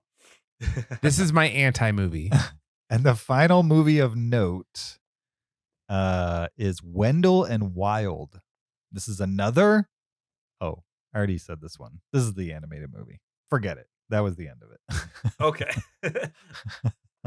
What? Evidently, I moved that to the end of animated, and it didn't remove it from the bottom of this list. So no big deal. Those are all of our movies of note to be released in 2022 that we know about. I'm sure come, October, November, December, there will be a whole slew of prestige movies that did not make any of these lists, are anticipated or movies of note. And that is mostly our Hangover episode for this year. Thanks, guys, for giving me your hot takes. Oh yeah, that's fun. After hearing all those movies, was there any that you did not know about that might have broken your top 10 most anticipated? Yes. Kyle said John Wick 4 probably John might Wick have. 4. Yep. And yeah, I'm excited for Moonfall and Ambulance. They're gonna be dumb, but I'm looking forward to them. Yep. I'm not looking forward to Ambulance, but I'm always there for a Roland Emmerich movie. For sure. Well, thank you everyone for coming along with us in 2021. We appreciate your listenership for sure. We say that at the end of every episode. We really mean it. It does mean a lot that you guys continue to listen and participate and email or some combination of all those things. We appreciate all of it. We especially appreciate our Patreons, people who have gone to patreon.com/Cinereelists and handed over on a monthly basis their hard-earned cash, whether we deserve it or not. Specifically, thank you to Monsari, Marco, Logan, Amanda, Josh, Troy, Alan, Victoria, Botond, Thomas, Scotty, Justin, Ryan, Scott, Adem, and Roger. We appreciate your support throughout this year. Most of you have been supporting us on Patreon for a year plus. Some people have been doing it like since almost day one. And we do not take that lightly, and we appreciate your support. And we'll keep going because you guys continue to support us. I mean, we'd probably do it anyway, but we appreciate it along the way for sure. Be cool, James. Hopefully this year we can, I don't know, maybe do at least, I still want to do one tech upgrade for Kyle. And then I think we'd have like the setup, but hopefully Then at people some can hear point my this true year. voice on the podcast. I know, for sure. So far we haven't gotten real Kyle. We've gotten like I don't know, burrito Mike Kyle. Yeah. He's much more nasally in real life. Oh, thank you, Zach. So it's Not all of us had our ad noise removed. Not all of us, HIPAA just violation. Zach and I got ours removed. Is that what you're saying? Oh, you too, James? No. I Okay. didn't. Oh man. Yeah, I mean, I'm actually more nasally in real life, if you can imagine. Yeah, Zach, so I expect you to know HIPAA is better than that. we'd like to upgrade Kyle's mic at some point, and I imagine it'll happen this year. I mean, I don't know. We'll see. We'll have to talk about it. I'm getting weird side eye from Zach. I don't know what he's. No, you're not. Regardless, thanks for your support. We appreciate it. We've come to the point in this episode. I ask you guys this every year. I mean, we've been doing it. Zach, we've been doing it for 8 years now. Kyle, 1.5 years solid, if you don't count all the guest spots. Do we got to take a vote? Are we doing it another year? Is the podcast Yes. going to continue for another year? I vote yes. Okay, I Zach second votes that yes. motion. Kyle seconds it. I was gonna vote no, but I'm outvoted. We outvoted so. you. Yeah. I've said before I'm gonna podcast till the day I die, and feeling like it's getting close. No, I'm just kidding. Just You going the Feeling Bob Saget Norm Like it's Macdonald getting route. close. All right. Thanks for listening, guys. Next week we will be talking The Tragedy of Macbeth. It's new on Apple TV Plus, so if you'd like to do a little pre-watch, check that movie out. We're going to be talking that movie next week. Thanks again for listening. Find us on all the social medias, and we will see you guys next week. Until then, keep it Cinereal.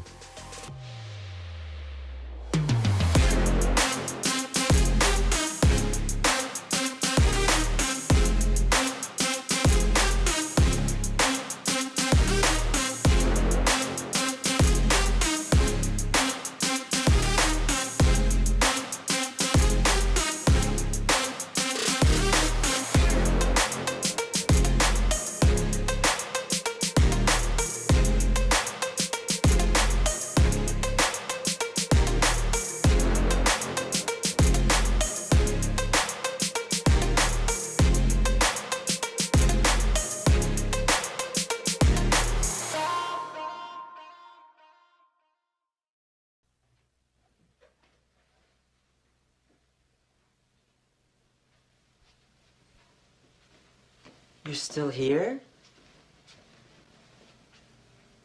It's over. Go home. Go.